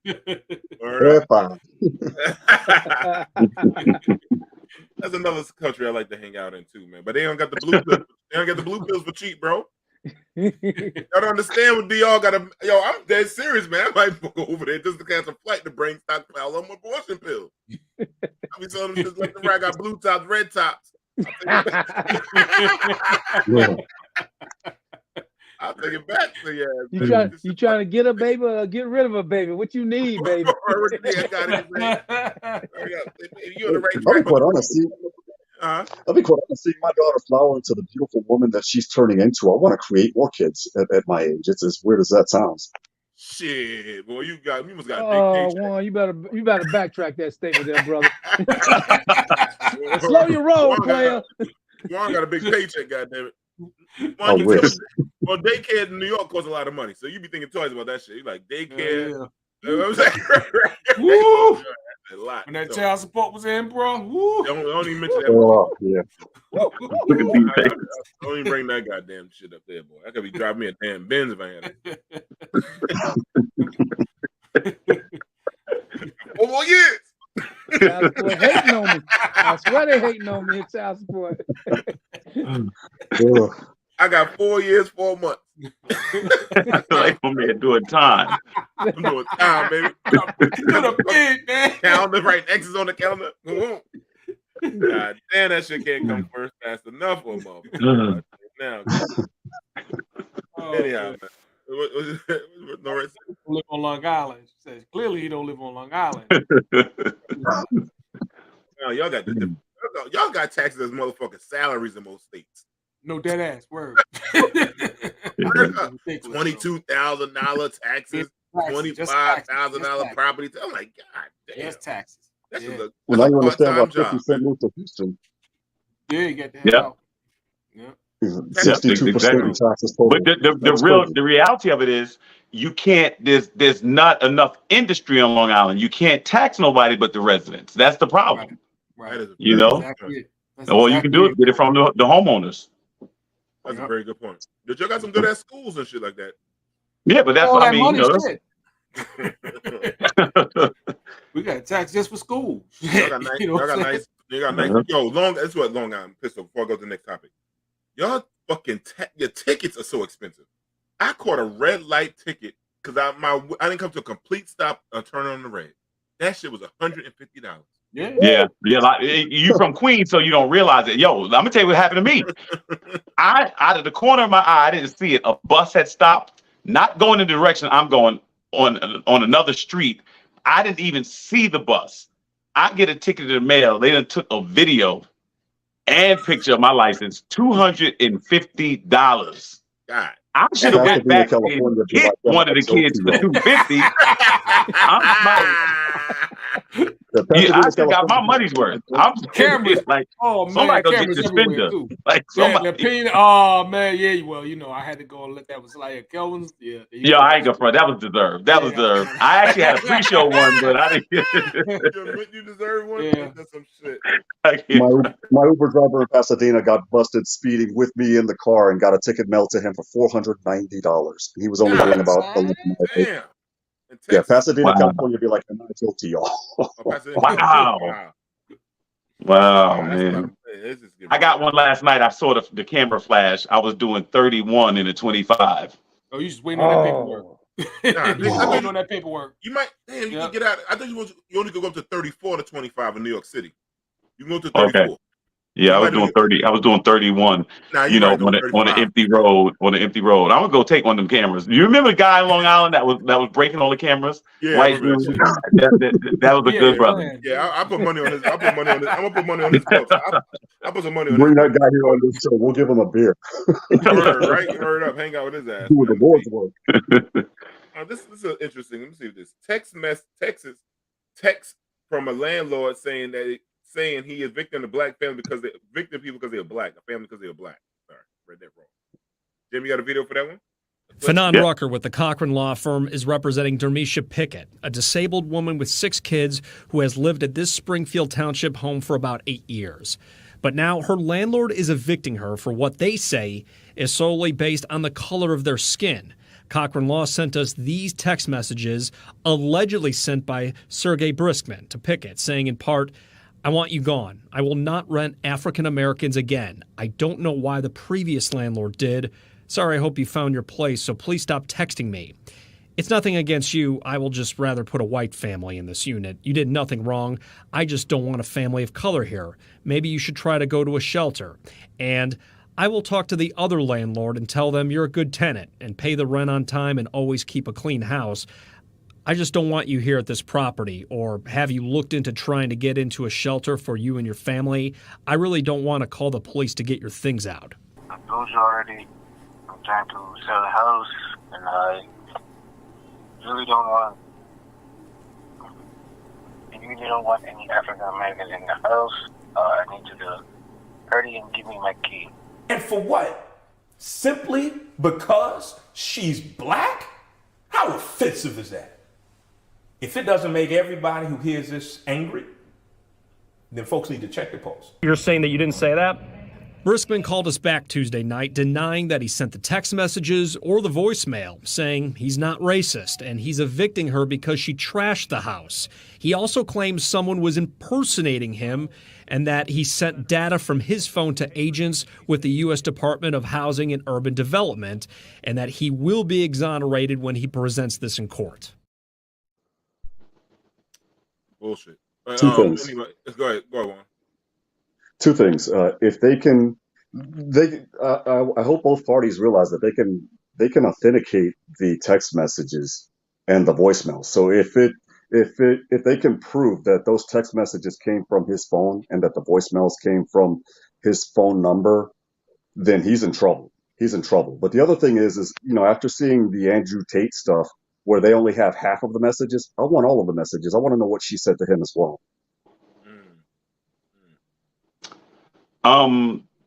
Has anybody here ever been a landlord of black people? Just randomly, just for the reasons of the people. I am currently a landlord of black people. Okay, I was just curious. I'm sorry. Go ahead, Juan. No, go ahead. You want to say something, Juan? Because my people, only people I ever taken to court were white people. To be honest with you, they never wanted to. No, I didn't say anything. They never. I was just trying to come up with a diversionary tactic, Juan, because everybody know exactly where I stand. I understand the man point 100%. I'll just say what he said was definitely wrong. You shouldn't do that. But as D said, I don't agree. But I understand. Yeah, that's right. I know, D. I know. I'm sorry. Please don't let Damian see this segment. Listen, Kelvin, I had to literally send my tenant that was white to jail in Shelby, North Carolina. Oh, wow. Her boyfriend threatened to shoot me at the courthouse. Oh. Didn't they still on the piping? Marsha, I'm sorry. Marsha, I apologize. I've been through too much. And Bob, do relatives count with this? That's different. Relatives should. Okay, all right. That's fine. No, Rob's right. Rob's right. They stole all my appliances. They stole metal from my house. All kind of shit. Word up. So I can't agree with it. So, but the funny thing is that you would wind up renting to white people. It must have been no black people in need of a place to stay. None at all. The town was poor white trash. I was trying to make money off.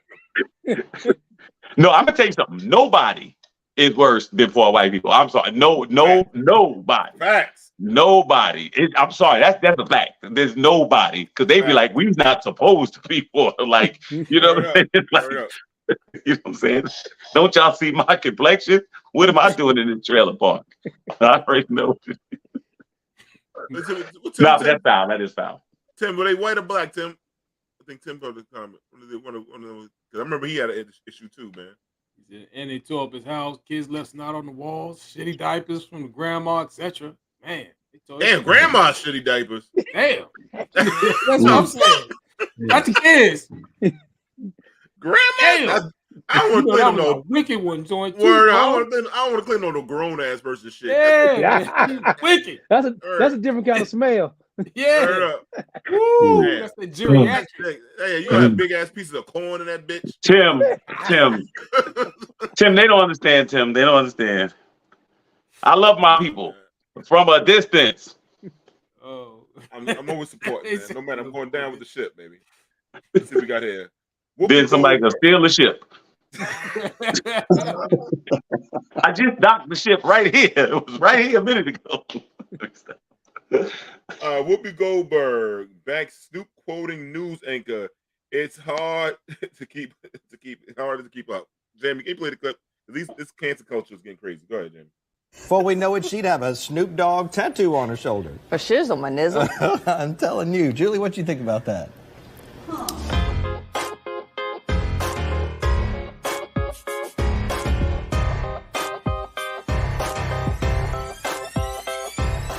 I don't know why she's been fired, but I do know that people have to understand that sometimes stuff comes out of folks' mouths and you might want to start with, hey, maybe that wasn't the smartest thing to say, as opposed to, you're out. Yeah. That's just me, having been in this situation before.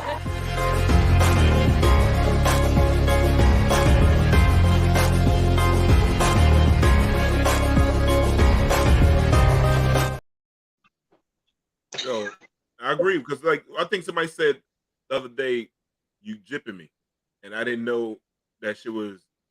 I didn't know either. Yeah, you just the only reason I think about you just mentioned it. I never thought of it. I guess they talking about gypsies or something. Right? Yeah, gypsies. Yeah. Yeah, I never knew that's where that came from too. Just now when I put it together because you mentioned it. Yeah, so no doubt. That's So what do we think? You're saying she shouldn't be fired, right? I don't think for that. I don't think she was. I think they're reaching. I don't think she. First of all, these artists could keep putting this stuff in pop culture, right? You keep putting it out there in this thing, like you're gonna have these lyrics, and then somebody quote a my nizzle, whatever. What is that? What is that? That's what I'm saying. So I wouldn't do that. Where they wrong at is Mississippi. Thing anyway. And that was never my thing.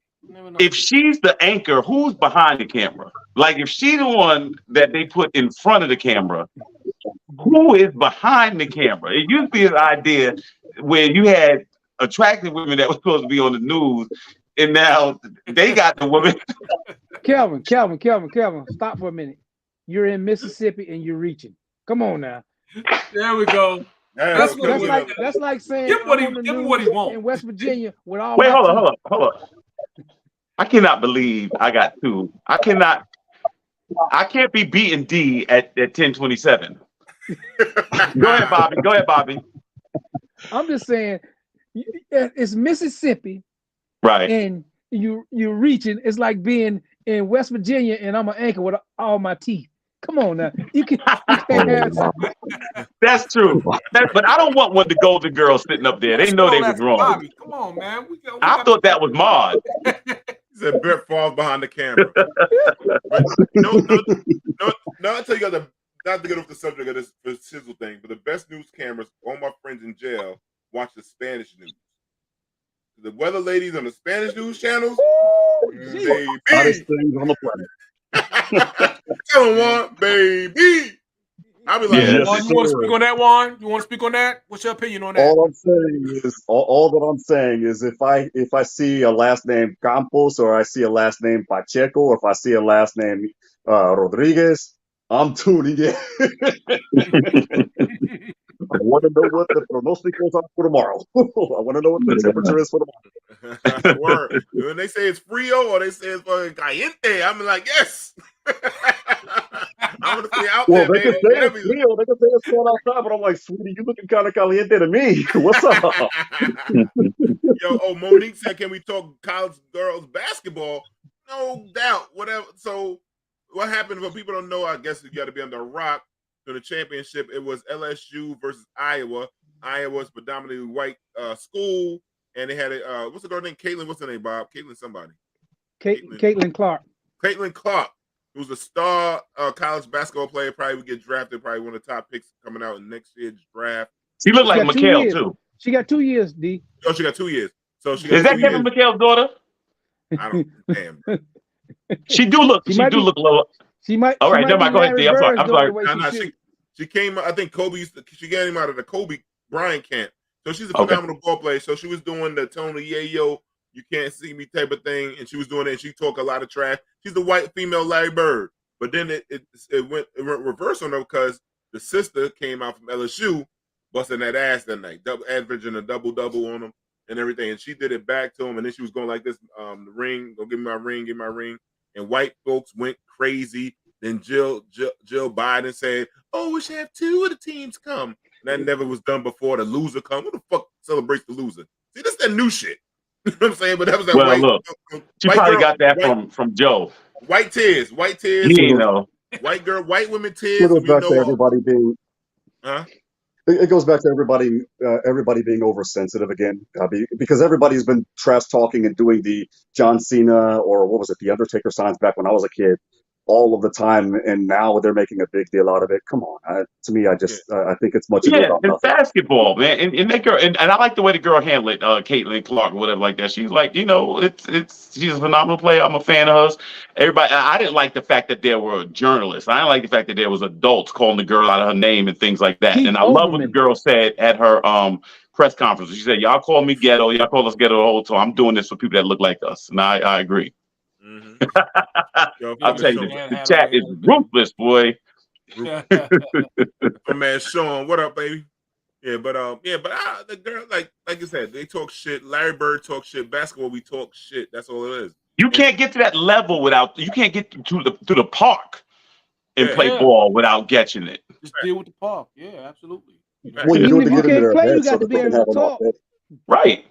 And they got the black girl ghetto. They call it all kind of stuff, but they don't really. White girls doing the same exact shit for first, and then and then she just lost, and then and then some people I think was Oberman. He went back and said he apologized. I don't know about what's the other white boy. He really apologized because he said he didn't know the it was a backstory non-apology of it. Yeah, that's true. So he gave a backhand apology, but and when Iowa played South Carolina and they left the young lady from South Carolina outside shooting, Caitlin Clark waved off like, "We ain't even coming out there to check you. We know you can't shoot." But nobody seen. Oh, she got the moxie. Oh, she got the killer mentality. Right. No, that's my household. That's my household, y'all. I gotta get handcuffs or something. What the hell? You know what I'm saying? I got some freaky shit going on later on today. Them handcuffs. What that does contrast to is the incident that happened at Bowling Green, where that Memphis player smacked the living daylights out of or punched the girl, right, and ended up getting charged with assault. When there's a difference between trash talking, which again that's mental. I mean, when I played football, they trash talk. When I played high school ball, I mean, but when you take it to violence after the game, okay, you know what? At that point, there's an issue. But it's two completely different things. Right. It's basketball. It's not. It ain't like it's the Oscars. It's basketball. You know what I'm saying? There's no. And Will Smith was not involved. There's no room for that. Yo, but I'm kind of glad for women's basketball because it's the first time I ever watched it like this. Yeah, it was hot. The shit was dope. I think I enjoyed the tournament, the girls' tournament more than the guys. They're coming up. They're definitely coming up. That's why it hurt so bad. If we were just robbed of seeing what Kobe Bryant's daughter would have done and what he would have done for the league. She was going to go to UConn, and that girl was going to be a terror like her father. You know what it was going to be. So but and he was going to put a lot behind it. But they're really, really.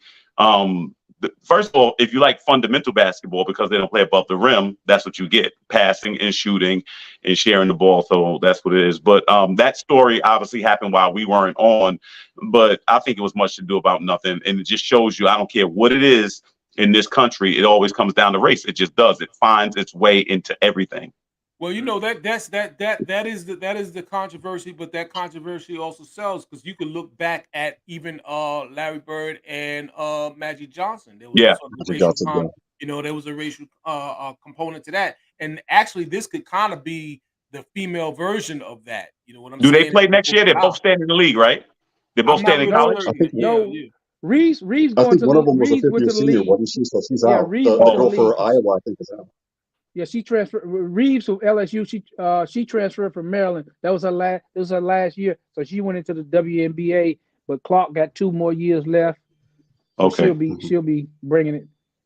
Okay, cool. They'll see each other again. Kyrie, what? Kyrie got money and retraining. Keith just got to apologize. Double standards. Yeah, No doubt. True. No question. And then Kyrie. And I don't know about apologies after you tweet something. Like, I see if you say something or spur of the moment, you got a second to think about that, especially when you practically 60 years old or older than that. you know. Kyrie still didn't do nothing in Dallas. Goddamn it. Jerk, fuck my Knicks. You don't want me talking about Kyrie. Nah, we're gonna leave Kyrie alone. Don't let the enemy use me. Word up. They could have won some. They could have won some games before they started tanking the games, and then my Knicks would get that draft pick. That's a whole nother subject. They should give you that pick anyway.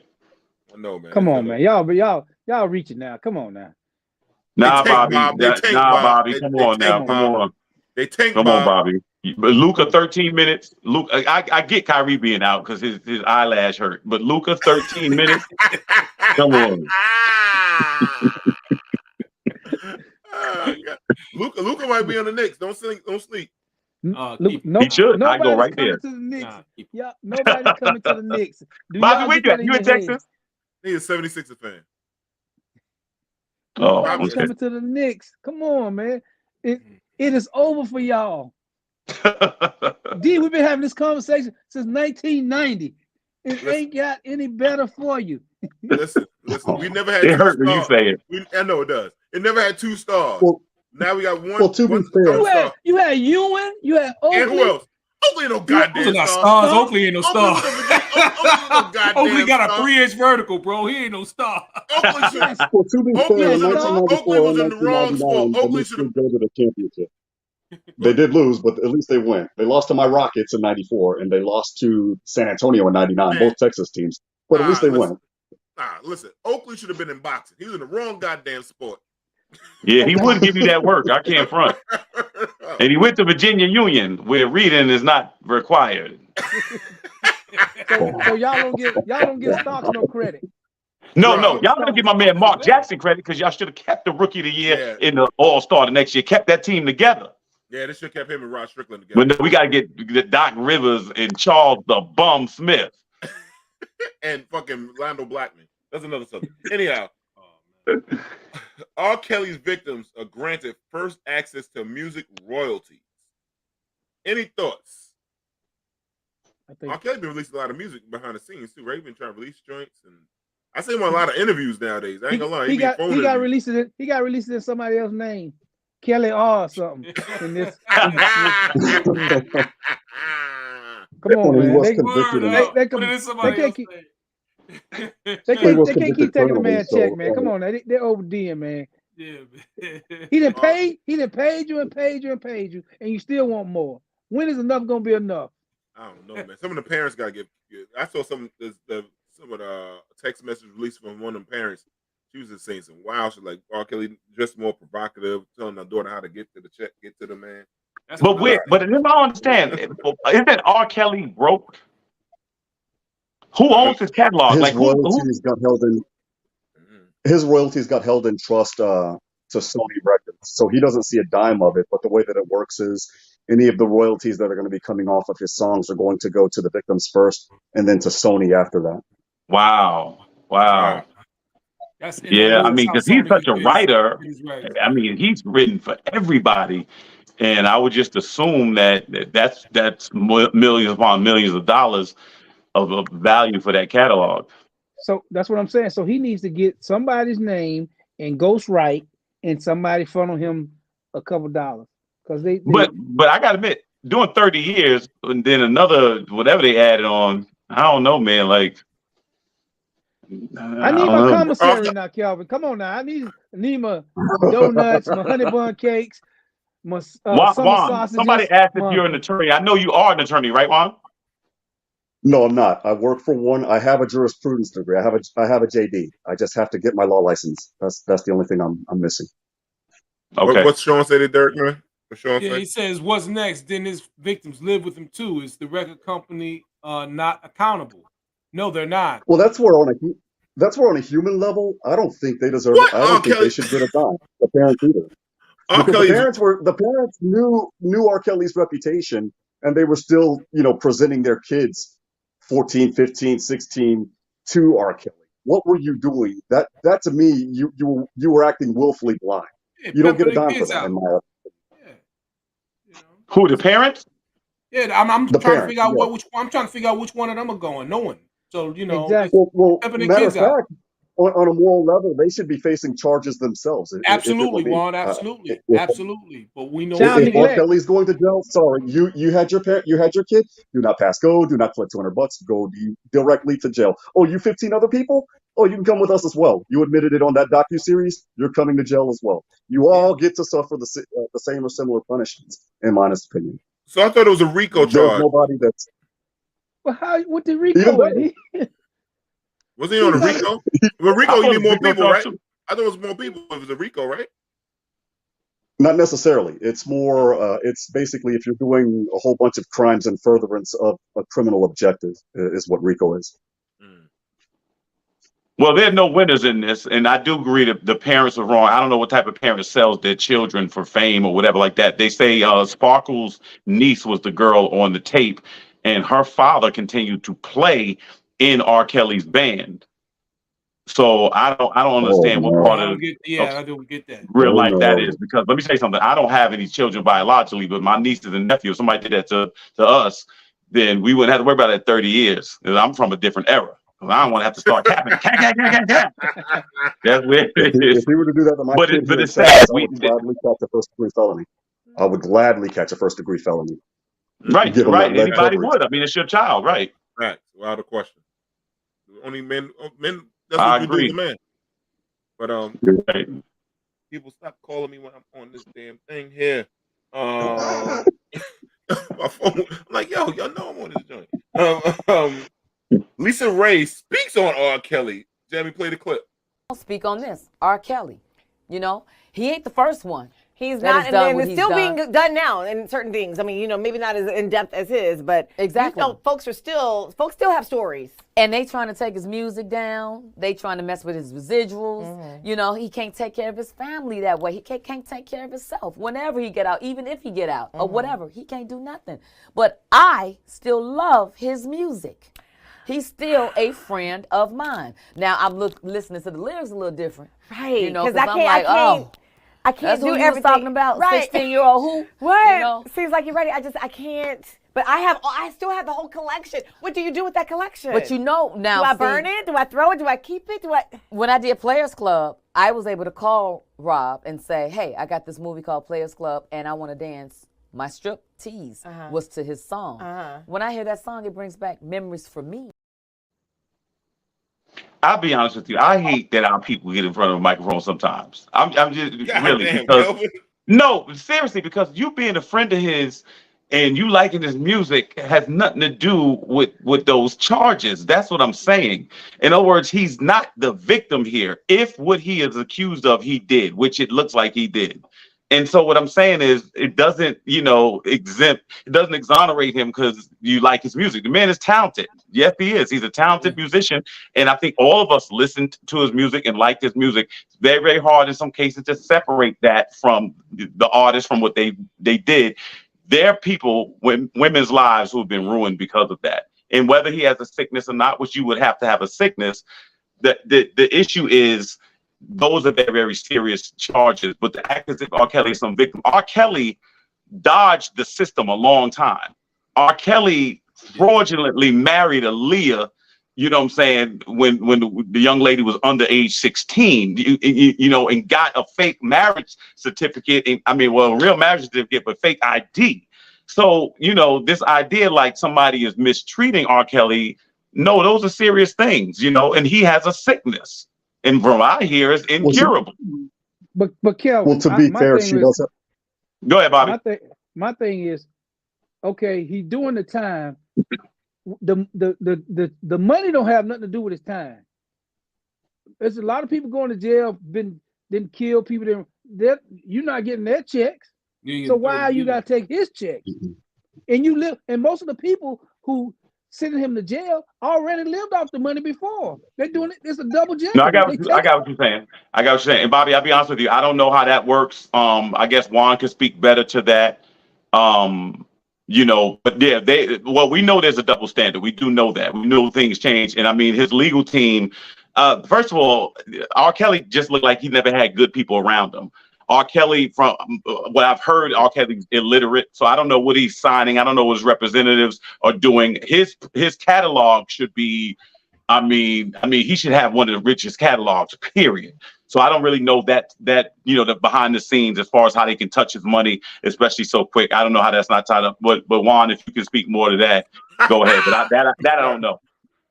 Well, it's not a double jeopardy issue in that sense. I mean, they're paying to perform, if I'm not mistaken, or getting paid to perform rather, or being paid for certain concerts or shows or what have you. There's still damages, and that's what this money's going for, the damages. But to Lisa Ray's point, what I was gonna mention is that there are other people that do need to fall, and they need to fall as hard, if not harder. And to her point, an example of that would be Ghislaine Maxwell. R. Kelly is going to die in prison. He's going to be doing at least 60 years in prison, and there's still 2 other criminal cases that are pending for him. Meanwhile, Ghislaine Maxwell did this to thousands of kids worldwide, and all she got was 20 years. That's infuriating to me. That chick should Well, that's be why I said it's a under double standard. Yeah, that chick should be under the jail. But what I'm saying is, just because of the double standard, do not mean that R. Kelly should walk. So that's No, my he's not point. without Yeah. blame. He should be where he's at. What I'm saying is that she should also be in the same way, because Ghislaine Maxwell's getting out. R. Kelly's not. My Is she point white? is that neither of them should be Yeah, getting out. she definitely white. Well, that's what I'm talking about. Y'all act Yes, like she's good. the playing field is level. That like y'all came into the game like that. Y'all know what it is. But on another thing, Jeffrey Epstein, are they taking all his money out of his trust, or the money in his estate, Yes, giving they it are. to his victim? Yes, they are. The Okay. Virgin Islands are suing Chase Bank right But now. even if they weren't, I did want to reiterate: is he white? See, y'all like act like y'all. See, y'all act like y'all didn't get the memo. Y'all already know. But see, what I'm saying, R. Kelly know he black before he did this. That's what I'm trying to tell you. You think they gonna get it either way. That's what I'm saying. So don't help them. You know what I'm saying? Know the system in it. You know what I'm saying? Like when you got off with a tape, when the whole world saw you having sex with a girl you used to babysit, you need to go to therapy then. You know what I'm saying? But he should have went to jail then. When the tape came out, he should And have if been it in was my jail. daughter, he wouldn't have had to go to jail. You'd have been Carl Lee. That's right. Y'all be talking about me in there sitting there right now. Wonder what happened to all my sermons and stuff like that. Who's getting the residual from them? Yo, Sean said the funny shit in the chat. He said, Jamie said, Yeah, has Hollywood stopped making films due to the actions of Charlie Weinstein? no, that ain't the funny shit. No, I know. He said, "Yeah, you gotta go over here." It is. There These it are the same parents that are fighting the release of Freaknik.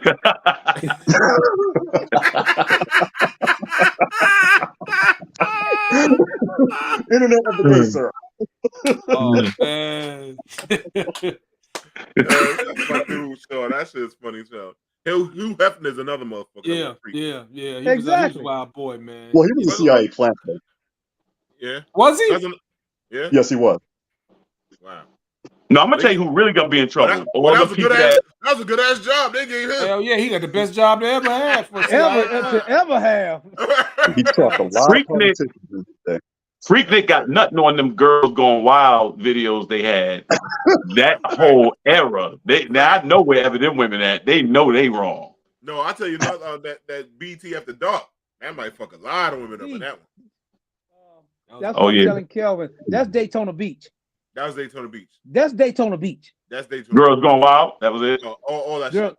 yeah, all that all shit, that. That's BT Daytona. Yeah, they had videos out and commercials and I'm telling you. It's They videos were also out. down here as well. They came to South Padre Island. It was I crazy. know Kim Kardashian paid homage to them for paving the way.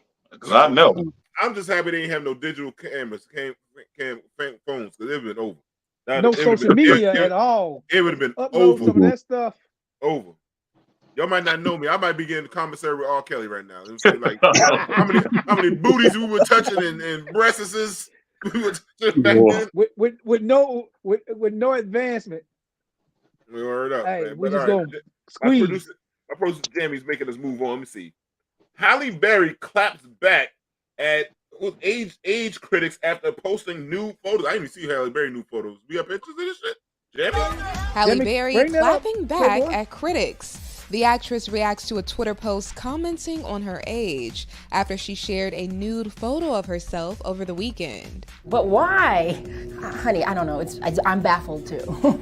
And in her caption, the 56-year-old says in part, quote, "I do what I want to do." Love, love, love. And while she received a majority of praise from celebs like Kelly Rowland, Megan Good, and even Saweetie, a Twitter user had this to say, quote, "Imagine being in your 50s, still posting news for attention in menopause when you should be chilling with your grandkids. Aging with dignity is no longer a thing." Hallie's still kicking, right? Well, I'm like that Energizer bunny. I just keep on going. I'm not gonna go away. I'm here to stay. That being said, Miss Berry didn't let the hate slide. Never dare a girl like me to do anything. With the actress writing, quote, "Did you guys know the heart of a shrimp is located in its head?" Seemingly sidestepping the negativity, yet shading them at the same time. That's what I do. And add inspiring others with self-confidence to the list. 3 weeks ago, Halle shared this sultry snap, captioning it, quote, "Hump Day Self-Love." Beauty is as beauty does. You know, you can be as beautiful as you want to be, but I don't really take credit for that. You know, if someone thinks I'm beautiful or not, or however I look physically, I came here that way. What I take ownership in is how I live my life, who I am as a person, what I believe in, what I stand for, how I treat others. Those are things that I make conscious decisions about, and that's what I think beauty is. Listen, them same chicks and them chicks that look 56, 80 pounds heavier than them you want them Freaknik tapes come out. Halle looked very good at 56 years old. But you know what? I have to say, I would blame Halle for this, and I'll say for this reason. And it's something that I think maybe Bobby alluded to earlier. If you're going to, or no, Derek, if you're going to put stuff on social media, you do it because you're actually putting it out there for the world to see. When you put it out there for the world to see, people are going to have their, if you know what I'm saying? If you just chilling on a Sunday with no clothes on, you don't have to have everybody see that. Like, but if they see it, then they're going to have an opinion on it.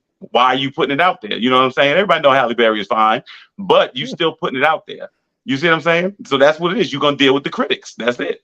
Facts, no, right? Word up. I'm telling you, them chicks are jealous. They wish they had a size 4 body right now. And that and not on blood pressure pills. Ooh. I feel that. That's cold. Cold-blooded there, bro.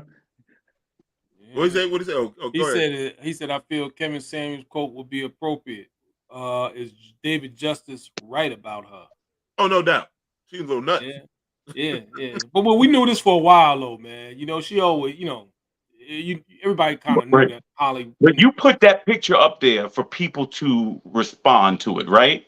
Some of that response is going to be negative. We live in a society that is really, really biased toward youth. That's just it. This is the society we live in. I mean, people cannot wait to call you old school. It would bother me. I'll be seeing people 29 years old. Oh, I'm old now. So that means I'm dead. You see what I'm saying? Like, I mean, like, you know what I'm saying? So at the end of the day, that's what it is. So if you put it out there for public consumption, the public is going to have a feeding frenzy on it. That's it. But you know what it is, though, Kelvin? It's that when you're young, you don't never think you're going to get old. Right. I remember how we used to run up on old dudes talking to them. Look at old school right there. And you don't think it ever going to happen to you. Right. And now we older than them. And one day, one dude going to say, "Hey, OG." I'm like, hold on. Oh, word. That shit fucked me up the first time. Motherfucker called me. No, mess me up. Oh, shit. Some girls came up to me to my, "Excuse me, sir." I'm like, oh, there it is. Yeah. Kelvin, I think I first tasted this was at Temple University, D. Oh my God. Yo, that shit was hilarious. Let me tell you, let me tell the fucking story. So real quick, I know we got Sammy said go to the other thing. We go to Temple University, my nephew crossed Phi Beta Sigma, right? My man tried to holler at these young girls. My man L. He tried to holler at these young girls. The girl said, "Excuse me, sir, how old are you?" Yo, he felt so low. I told him not to walk over there. I said, "Don't walk over there to them girls." They called us old, and we were in our 30s at the time. That shit made us feel like fucking, not me, because I knew better. That motherfucker, he made us feel like dirt. Me and Bob were cracking our asses up on that shit. Hey, Bobby be with me on these stories, man. All right. So real quick, I want the ladies to chime in on this one, right? Lady named Kenya. the polyandrous relationship is seeking a brother husband. Jamie, play the clip. In the 12th year of our marriage, Carl and I decided that I was going to have multiple partners because I had met and fallen for another guy. So I came back and reported that to Carl. So we decided to talk about it. Like, what do we do? How do we go about this? And that began a 2-year journey of Kenya and I just kind of discussing things. We just had to figure things out. So we discussed it for a number of years. I finally came into the knowledge and understanding about feminine, expression, and realized you have to allow women to be free and express themselves. And as a man, I need to support her in doing that. I met Tiger at a Halloween party. He was dressed as Tiger Woods, and he was looking hot and sexy. Well, I came out and had a dance with you, so we had a nice little romantic, slow dance. It was real nice. Yes. And so I decided, I'm going to pursue this. I'm going to see where this leads to. Right. So those just go right up there, and then the green painting goes in the center. All right. I'm super multifaceted. It feels like Carl fits one part of who I am, philosophical and spiritual, and we have these deep conversations. And then the other part is like thrill-seeking, excitement, traveling, and that's who Tiger fits. But I'm both of those people in one body. So I like to have those multiple partnerships. Tiger slow, man. Tiger looked like he was on a short bus. Not only that, Tiger look like he wears a helmet. Tiger look like he wears helmets. The enemy was going to try to use me right there. Tiger got anytime a dude wear contacts, I think he's a little left-handed. When he wear blue color contacts, I think he's a little left-handed. That's what I say. But they got it confused. The math ain't mathing. It's more women than men. So why do 2 men need 1 woman? Wow. That is the reason why I have a passport and a girlfriend in Mexico, sir.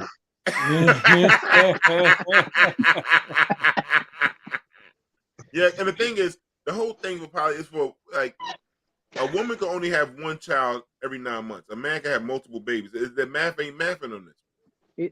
It's not mathing. But the guy with the contacts, I think he like the other guy to play with him a little bit. That's what I was going with it, D. I'm like, we making a lot of assumptions right now. Bro. Yeah, I know. We I'm don't not know the whole story. It looked a little different. I couldn't do it. I'm sorry. I couldn't do it. And it must be the male ego or whatever like that. I couldn't do it. I'm sorry. I could not do it. She came home and reported. I just read about Ozzy Davis and Ruby D, their open marriage. And I'll be honest with you. I don't think the male ego could, mine couldn't handle it. I'm sorry. I'm talking about that one-stop shopping, but this whole, you'll be back after this. No, I can't. He's sitting next to the dude on the cat. No, something wrong there. It's an issue of I want. Say it again, Ron. It's not an issue of I can't do it. I will not do that. You're going if somebody. I'm a divorcee, and so after my divorce, there are certain things I just will not tolerate anymore. And so the moment I hear, oh, he's a friend, or hey, I want an open relationship. Okay. Go be with your friend. You know what? Have an open relationship by yourself because I'm not going to get involved in that. I'm not going to have my self-respect as a man lost because of that. Go ahead, Juan. Break it down. And how did dude come dressed as Tiger Woods? That's the other thing. First of all, he looked like he wants some milk and cookies. He should have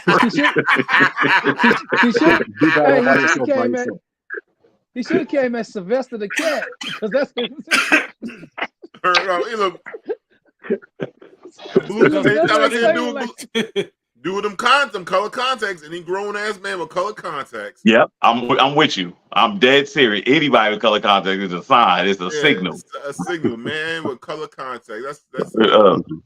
I don't know, man. I think Tiger. I'm sorry, Norette. You know what it is. You already know. Him down. Tiger ain't a tiger. He a putty cat. Look, Tiger's daddy.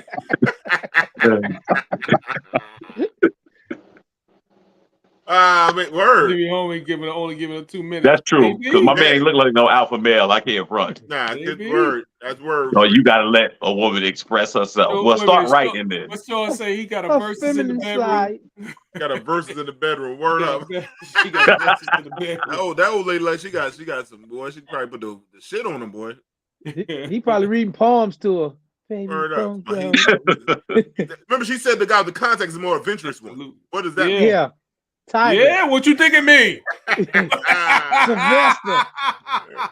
Well, there's a part of the video that you got that wasn't played where she lays toward Tiger and has that little giddy laugh, and the guy with the dreads, the Mikhail Peterson looking guy, it looked like the soul just left his eyes second by second.